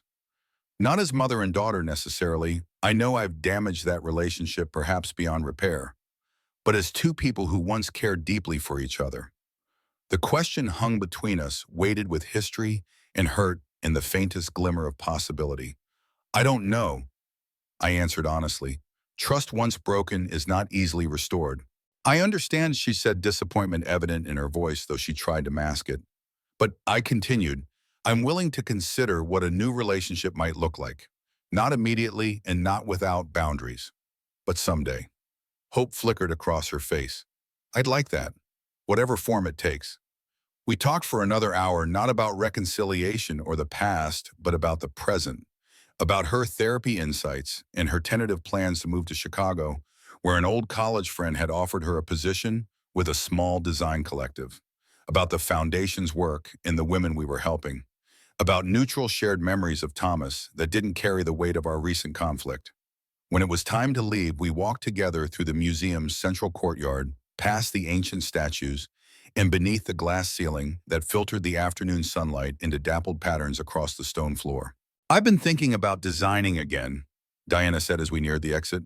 Small-scale independent work. Clothes that tell stories rather than just making statements. That sounds promising, I replied, hearing in her words an echo of my own early passion for the craft. Would you, she hesitated, then pressed on. Would you be willing to look at my sketches sometime, not now, but maybe when I have something worth showing? The request was tentative, vulnerable in a way Diana rarely allowed herself to be. It wasn't a demand or an expectation, just a simple ask with room for refusal. Yes, I said after a moment. I'd be willing to do that. Relief softened her features. Thank you. We reached the museum entrance, pausing in the threshold between the timeless interior and the busy street beyond. Goodbye, Mother. Diana said, the formality of the words softened by the genuine emotion behind it. Goodbye, Diana, I replied. Take care of yourself. I watched as she walked, on the way, her figure growing smaller against the backdrop of the city we had both called home. She didn't look back, and I didn't call after her. Some journeys must be taken alone, some healing accomplished in solitude before new connections can be formed. I returned to the foundation that afternoon, my conversation with Diana settling into my thoughts like a stone finding its place in a riverbed, altering the flow without stopping it entirely. Patricia looked up expectantly when I entered. How did it go? It went, I replied, simply, not yet ready to parse the complex emotions the meeting had stirred. We talked. It was clarifying. She nodded, respecting my reticence. We received 15 new applications today for the emergency fund. Eleanor's been reviewing them. She has a good eye for the cases that need immediate intervention. I welcome the return to immediate concerns to the tangible work of the foundation that had become my purpose and passion. Let's see what we can do for them. The days that followed took on a rhythm of their own: client meetings, strategic planning sessions, the quiet satisfaction of seeing concrete results from our efforts. A woman reunited with the home her son had tried to sell out from under her. Another empowered to press charges against the nephew who had systematically emptied her retirement accounts. A third finding her voice after decades of emotional manipulation by a daughter who had weaponized guilt and obligation. Small victories, but meaningful ones. Lives reclaimed, one difficult conversation, one legal document, one boundary at a time. One evening, about a week after my meeting with Diana, I returned to the studio in the South End. The space had evolved over the past months, transformed from a dusty repository of memories into a working studio once again. Not for fashion design, that chapter was closed, but for the textile art that had been my first love before the commercial demands of the industry had channeled my creativity in more marketable directions.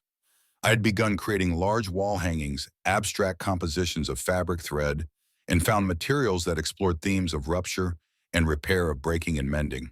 The work was meditative, physically demanding, in a way that kept me present in my body, and deeply satisfying in its lack of commercial purpose. I was working on a new piece when my phone rang. The caller ID showed Eleanor's number. "Margaret," she said when I answered, her voice tight with urgency, "have you seen the news?" "No," I replied, setting down my needle. "What's happened?"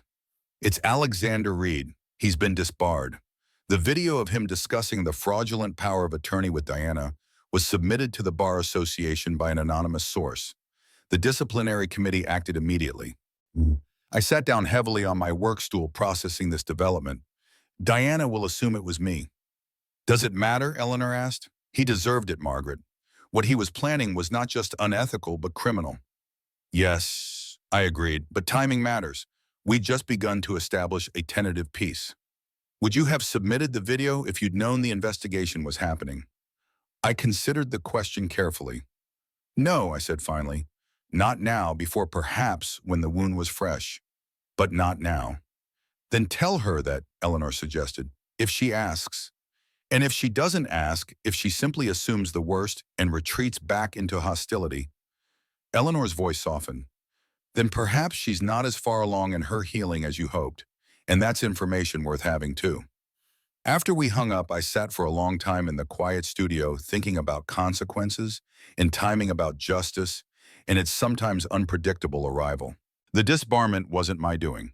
Patricia later confirmed that the Bar Association had launched its investigation months earlier after receiving multiple complaints about Reed's ethical practices. The video had merely been the final, irrefutable piece of evidence in an already substantial case against him. Diana never accused me. Instead, she sent a brief text 2 days later. "I know it wasn't you. The timing is unfortunate, but the outcome is just. I'm still planning to move to Chicago next month." I replied with equal brevity, "Safe travels. The door remains open for future conversations." It wasn't forgiveness exactly. That would take more time, more demonstrated change, more rebuilding of shattered trust. But it was an acknowledgement that the past, while it could not be undone, need not dictate the entire future. 2 months later, on a bright spring morning, I stood in the courtyard of the Crawford Foundation's new permanent home, a Victorian brownstone purchased with the proceeds from the penthouse sale. A small gathering had assembled for the official dedication: staff members, early clients, supporters, and friends. Christine stood beside me, elegant in a navy suit, her silver hair catching the sunlight. Eleanor was there too, along with Patricia, both deeply invested in the foundation's future. Julian had come, bringing with him several former Crawford Couture employees who had lost their positions in the company's restructuring and found new purpose working with our clients. I looked out at these faces, some familiar, some new, all united by a shared commitment to the work we were doing, and felt a sense of completion that had nothing to do with endings and everything to do with rightful beginnings. When it came time for me to speak, I kept my remarks brief. I thanked those who had helped establish the foundation, acknowledged the courage of the women who had trusted us with their stories, and expressed hope for the work that lay ahead. What I didn't say, what remained private, was how thoroughly this new chapter had healed something in me that I hadn't even recognized was broken. Not the wound of Diana's betrayal, but a deeper fracture that had formed long before, when I began to mistake my public identity for my essential self. As the small ceremony concluded and people moved inside for refreshments, I remained in the courtyard for a moment, enjoying the spring sunshine and the satisfaction of seeing purpose emerge from pain. My phone buzzed with a text. Diana sending a photo of her new studio space in Chicago. Clean, minimal, filled with natural light. "Fresh start," the caption read. "Thank you for showing me it's possible." I smiled, composing a simple reply. The most important designs are the ones we create for our own lives. Then I slipped the phone back into my pocket and went inside to join the others, ready to continue the work of helping women reclaim their names, their resources, and their rightful place in the world. In the end, that's what the foundation was really about. Not just protecting older women from exploitation, but reminding all of us that we are not defined by what has been taken from us or even by what we have created. We are defined by how we choose to begin again. 3 months later, a small package arrived at the foundation office. Inside was a simple linen pouch containing a fabric band not unlike the ones I had created for our first clients. But this one was embroidered with different words. Forgiveness is not forgetting. It is seeing clearly and choosing differently. There was no note, no signature. There didn't need to be. I hung it in my office, a reminder that the true power of a name isn't in its market value or its public recognition, but in its ability to call us back to ourselves when we have wandered too far from who we truly are. Diana had tried to wear my name like a crown she hadn't earned, but real names have weight. And sometimes the only way to keep yours is to take it off the shelf, strip it of all its gilded artifice, and begin again. In my own beginning again, I had found not just purpose, but peace. Not perfect, not complete, but real. A peace built not on forgetting, but on seeing clearly and choosing differently. As spring gave way to summer, the Crawford Foundation settled into a rhythm of purposeful activity. The Victorian brownstone that now served as our headquarters hummed with quiet energy consultations in the private meeting rooms, workshops in the sunny atrium, strategy sessions in the boardroom where decisions were made not by executive fiat, but through thoughtful consensus. Our client base had expanded beyond Boston to include women from across Massachusetts and neighboring states. We'd established partnerships with elder law clinics, social service agencies, and hospitals, creating a network of support that could identify and address financial exploitation before it escalated to catastrophic levels. The work was demanding but deeply rewarding. Each success story, a home reclaimed, assets recovered, boundaries established, added to the foundation's growing reputation as a force for meaningful change in a problem long ignored by mainstream support services. On a warm July afternoon, I found myself in the garden behind the brownstone, a small oasis of green amid the city's brick and concrete. We'd converted the space into an outdoor meeting area with comfortable seating arranged beneath mature maple trees that provided welcome shade during the summer months. Patricia joined me carrying 2 glasses of iced tea. "The Johnson case is finally resolved," she reported, handing me one of the glasses. "Full restitution plus the daughter-in-law has agreed to financial counseling." "Remarkable," I observed. "I didn't think she would concede."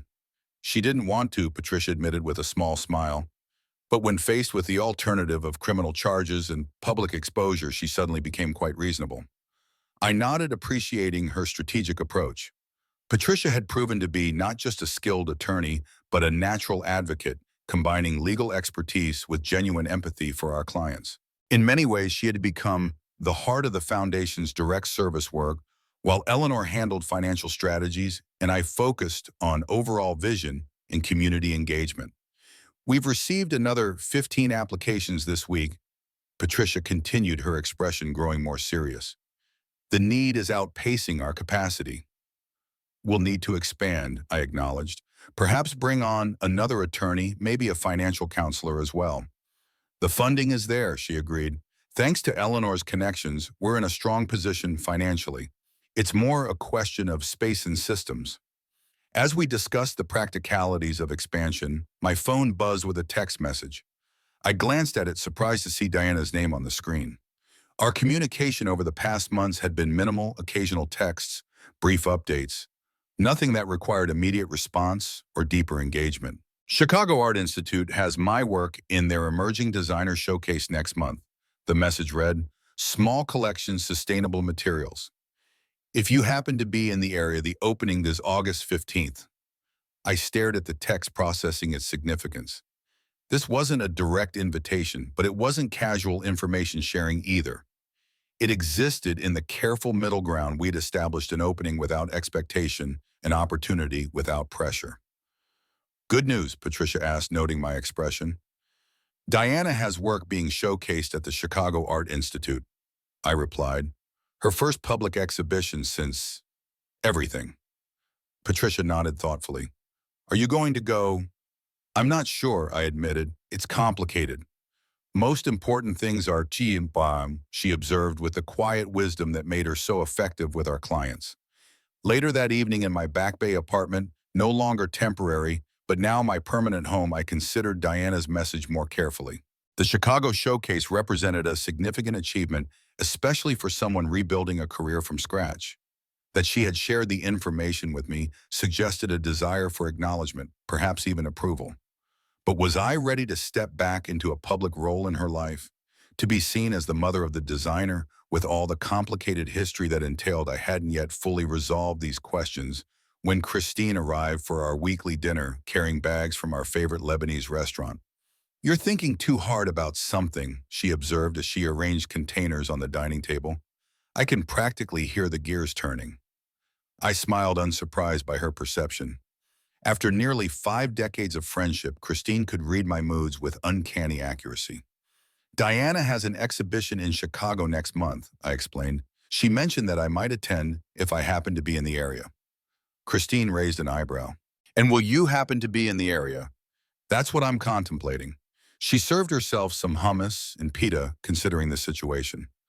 "What does your instinct tell you?" I sighed, accepting a plate of tabbouleh. "That's the problem. My instincts regarding Diana have been compromised for a very long time. I either trust too much or guard too vigilantly. There's no middle ground." "Perhaps there is now," Christine suggested. "You've both had time to reflect, to establish separate lives. Maybe this is an opportunity to begin defining that middle ground."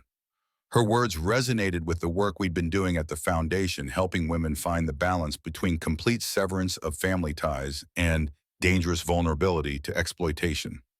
There were paths between these extremes, difficult to navigate, but ultimately more sustainable. "I'll think about it," I promised. The next morning, I returned to my studio in the South End, drawn to the creative space that had become my personal sanctuary. The textile piece I'd been working on for months was nearly complete, a large wall hanging composed of fragments from various stages of my life, including small sections of Diana's torn wedding dress, transformed through dyeing, embroidery, and careful reconstruction. The piece wasn't about forgiveness or forgetting. It was about integration, acknowledging all parts of my experience, the beautiful and the painful, the created and the destroyed, as essential elements of a whole life. As I worked on the final details, adding subtle stitching to connect disparate elements, I thought about Diana's exhibition. After our confrontation in the penthouse, she had left Boston, abruptly abandoning the high-profile fashion world for a quieter existence in Chicago. According to the occasional updates shared through our mutual connections, she was working with sustainable materials, creating small-batch designs focused on craftsmanship rather than brand cachet. It sounded like a return to the values I had tried to instill in her, the approach to design that had animated my early career before commercial success transformed Crawford Couture into something more corporate than creative. Perhaps her invitation, implied rather than stated directly, was an olive branch, a way of showing me that she had found her way back to those core principles. Or perhaps I was reading too much into a simple courtesy notification. By mid-afternoon, I had reached a decision. I sent Diana a brief text. "Congratulations on the exhibition. I have foundation business in the Midwest that week. We'll try to attend the opening." Her response came quickly. "No pressure either way, but it would be nice to see you." The simplicity of the exchange felt right. No effusive declarations, no elaborate promises, just straightforward communication without the weight of expectation. That evening, I called Eleanor to discuss foundation matters and mentioned my potential trip to Chicago. "I think it's a positive step," she said after a thoughtful pause. "For both of you. You don't think it's too soon?" "Margaret," she replied with gentle firmness, "it's been almost a year. You've both established new lives, new identities, separate from the Crawford Couture drama. Perhaps it's exactly the right time to see if there's common ground to be found in who you are now rather than who you were then." Her perspective helped solidify my decision. I made travel arrangements the following day, a 3-day trip to Chicago that would include meetings with potential foundation partners in the area, as well as attendance at the exhibition opening. The weeks leading up to the trip were filled with foundation work, each day bringing new challenges and small victories. We hired a second attorney, a woman in her 50s, who had herself experienced financial exploitation by a family member and now specialized in elder law. We expanded our emergency housing program to include transitional apartments for women who needed to leave dangerous living situations but lacked immediate alternatives. The foundation had grown beyond my initial vision to become something organic and responsive, shaped by the needs we encountered and the expertise we gathered. It was no longer just my project, but a collective endeavor strengthened by the diverse perspectives of our expanding team. August arrived with characteristic Boston humidity, the city seeming to hold its breath beneath the heavy summer air.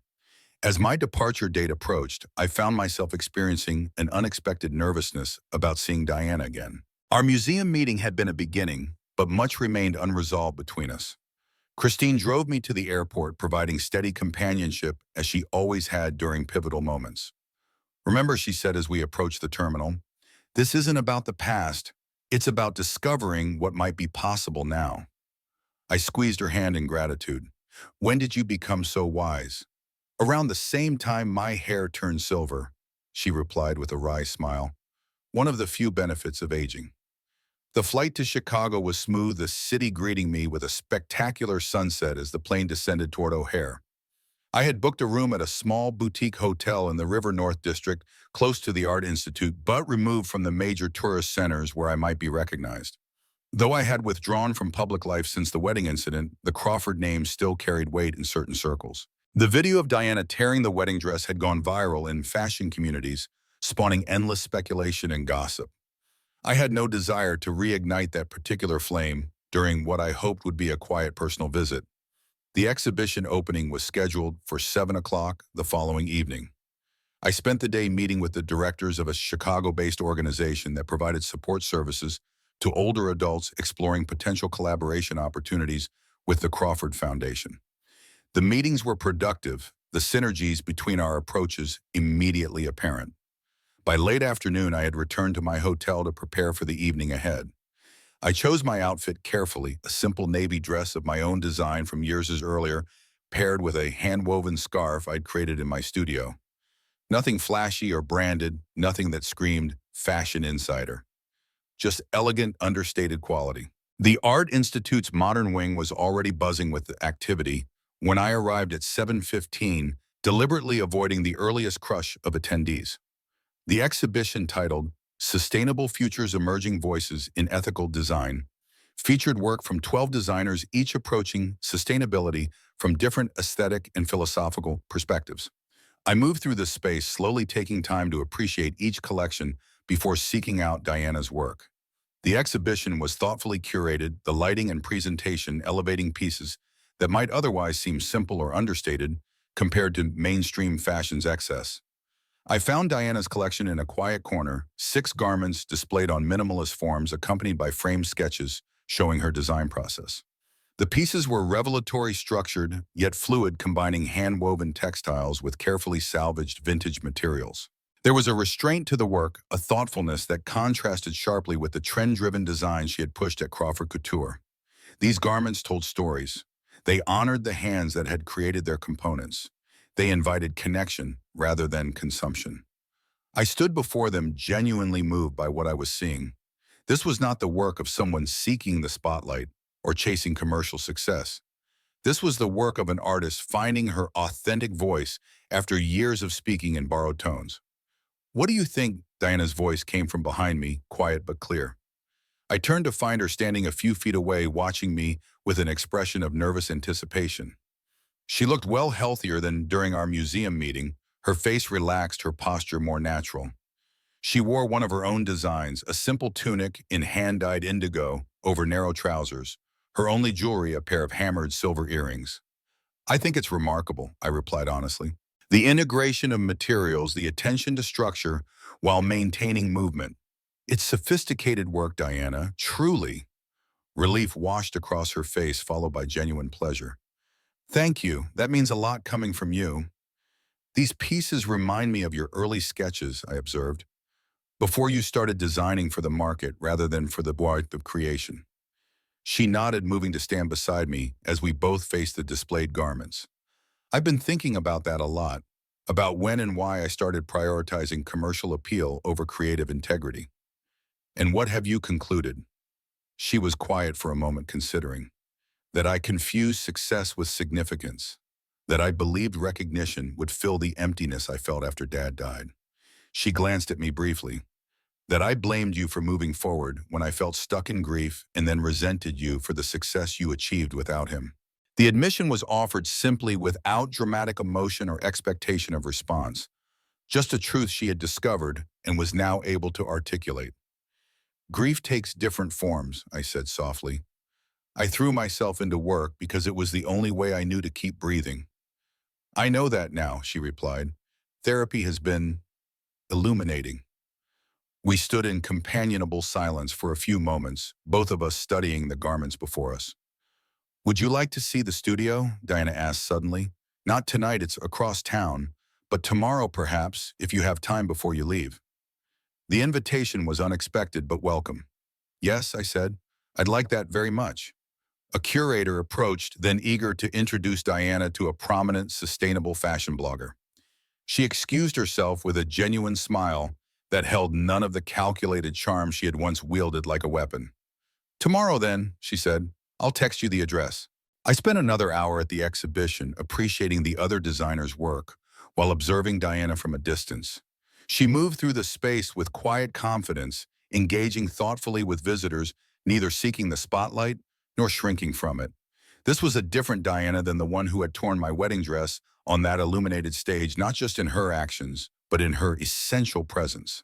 There was a groundedness to her now, an authenticity that no amount of designer clothing or strategic networking had been able to provide in her previous life. The next morning, I woke early and spent some time journaling, a practice I had adopted during the tumultuous months after the wedding. Writing had become a way of processing complex emotions, of tracing the subtle shifts in my relationship with Diana and with my own evolving identity. After breakfast, I visited the Art Institute's main collection, losing myself in the quiet contemplation of masterworks until it was time to meet Diana at her studio. The address she had sent was in a former industrial area, now populated by artists' spaces and small manufacturing workshops. Her studio occupied the third floor of a converted warehouse, a large open space with high ceilings and expansive windows that flooded the room with natural light. Welcome, she said, opening the door to admit me. It's not fancy, but it's mine. The space reflected the aesthetic sensibility I had seen in her exhibition pieces, organized, but not rigid, with natural materials, and found objects arranged in thoughtful compositions. A large work table dominated the center of the room, covered with fabric samples, sketching materials, and a vintage sewing machine. Along one wall, a mood board displayed images, textile swatches, and handwritten notes. Another wall featured a timeline of garment production processes, with particular attention to environmental impact and labor conditions. This is where the magic happens, I asked, taking in the space that so clearly reflected Diana's new direction. Sometimes, she smiled. Other times it's just hard work and frustration, like any creative process. She offered me tea and we settled into a comfortable seating area near the windows overlooking the city skyline. The collection at the exhibition, I began. It's different from anything you've done before. Yes, she agreed. It's the first work that feels entirely mine, not trying to please the market or chase trends or live up to the Crawford name, just exploring questions that matter to me through materials and forms that speak to those questions. And what are those questions? She considered this carefully.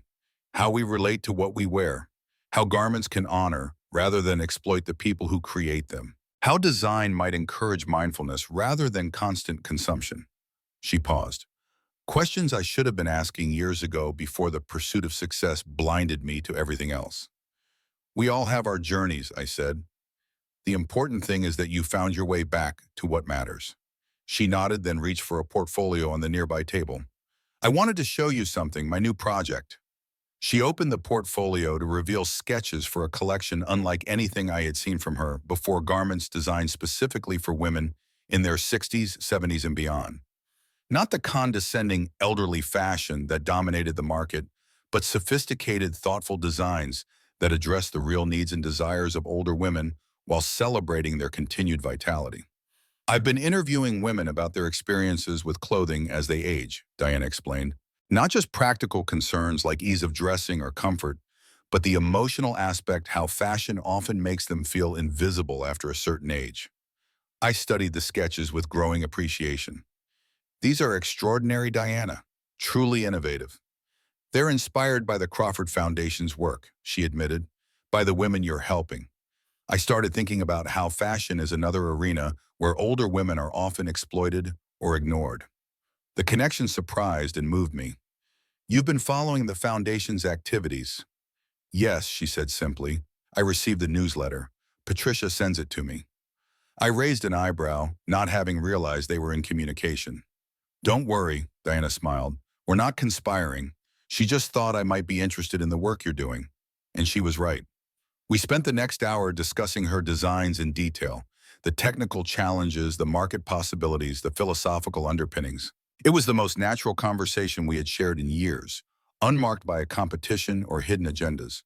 Just two designers exploring ideas that mattered to both of us.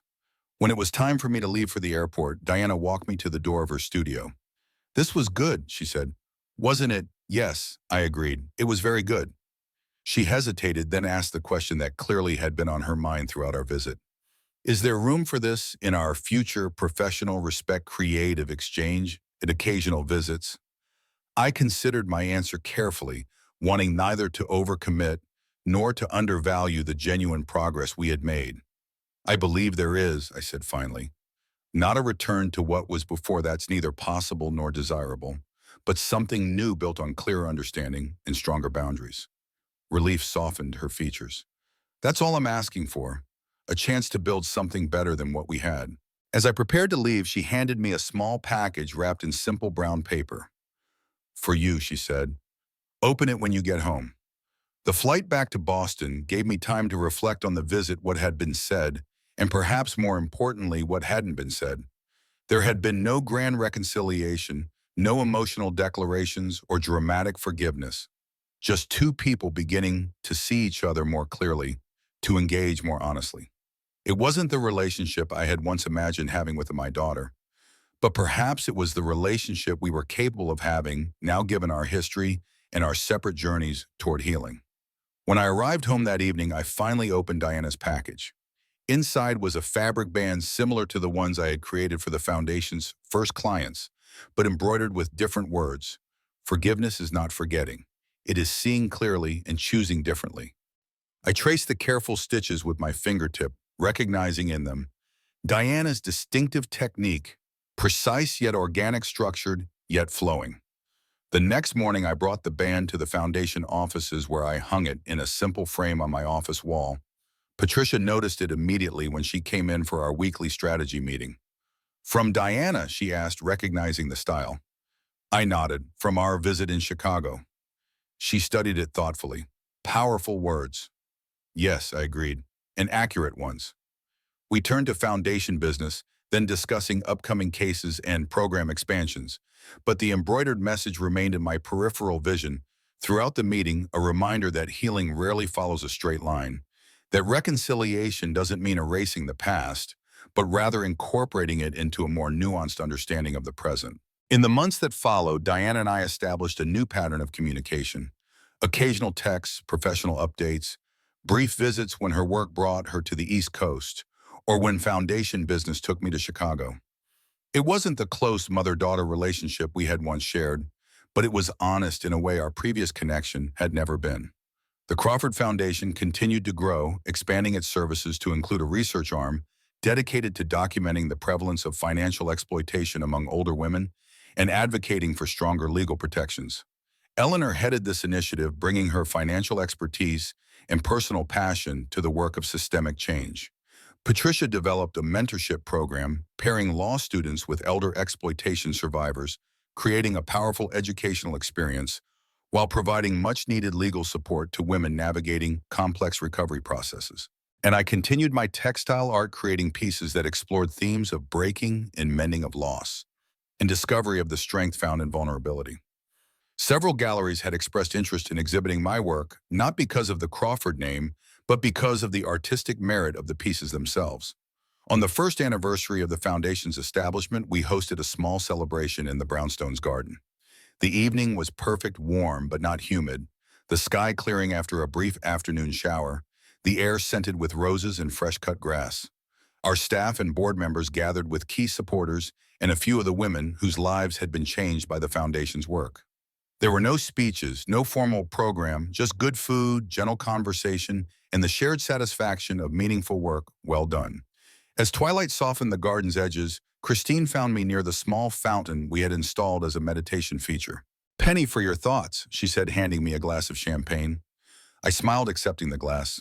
I was just thinking about names. Names, yes, I nodded.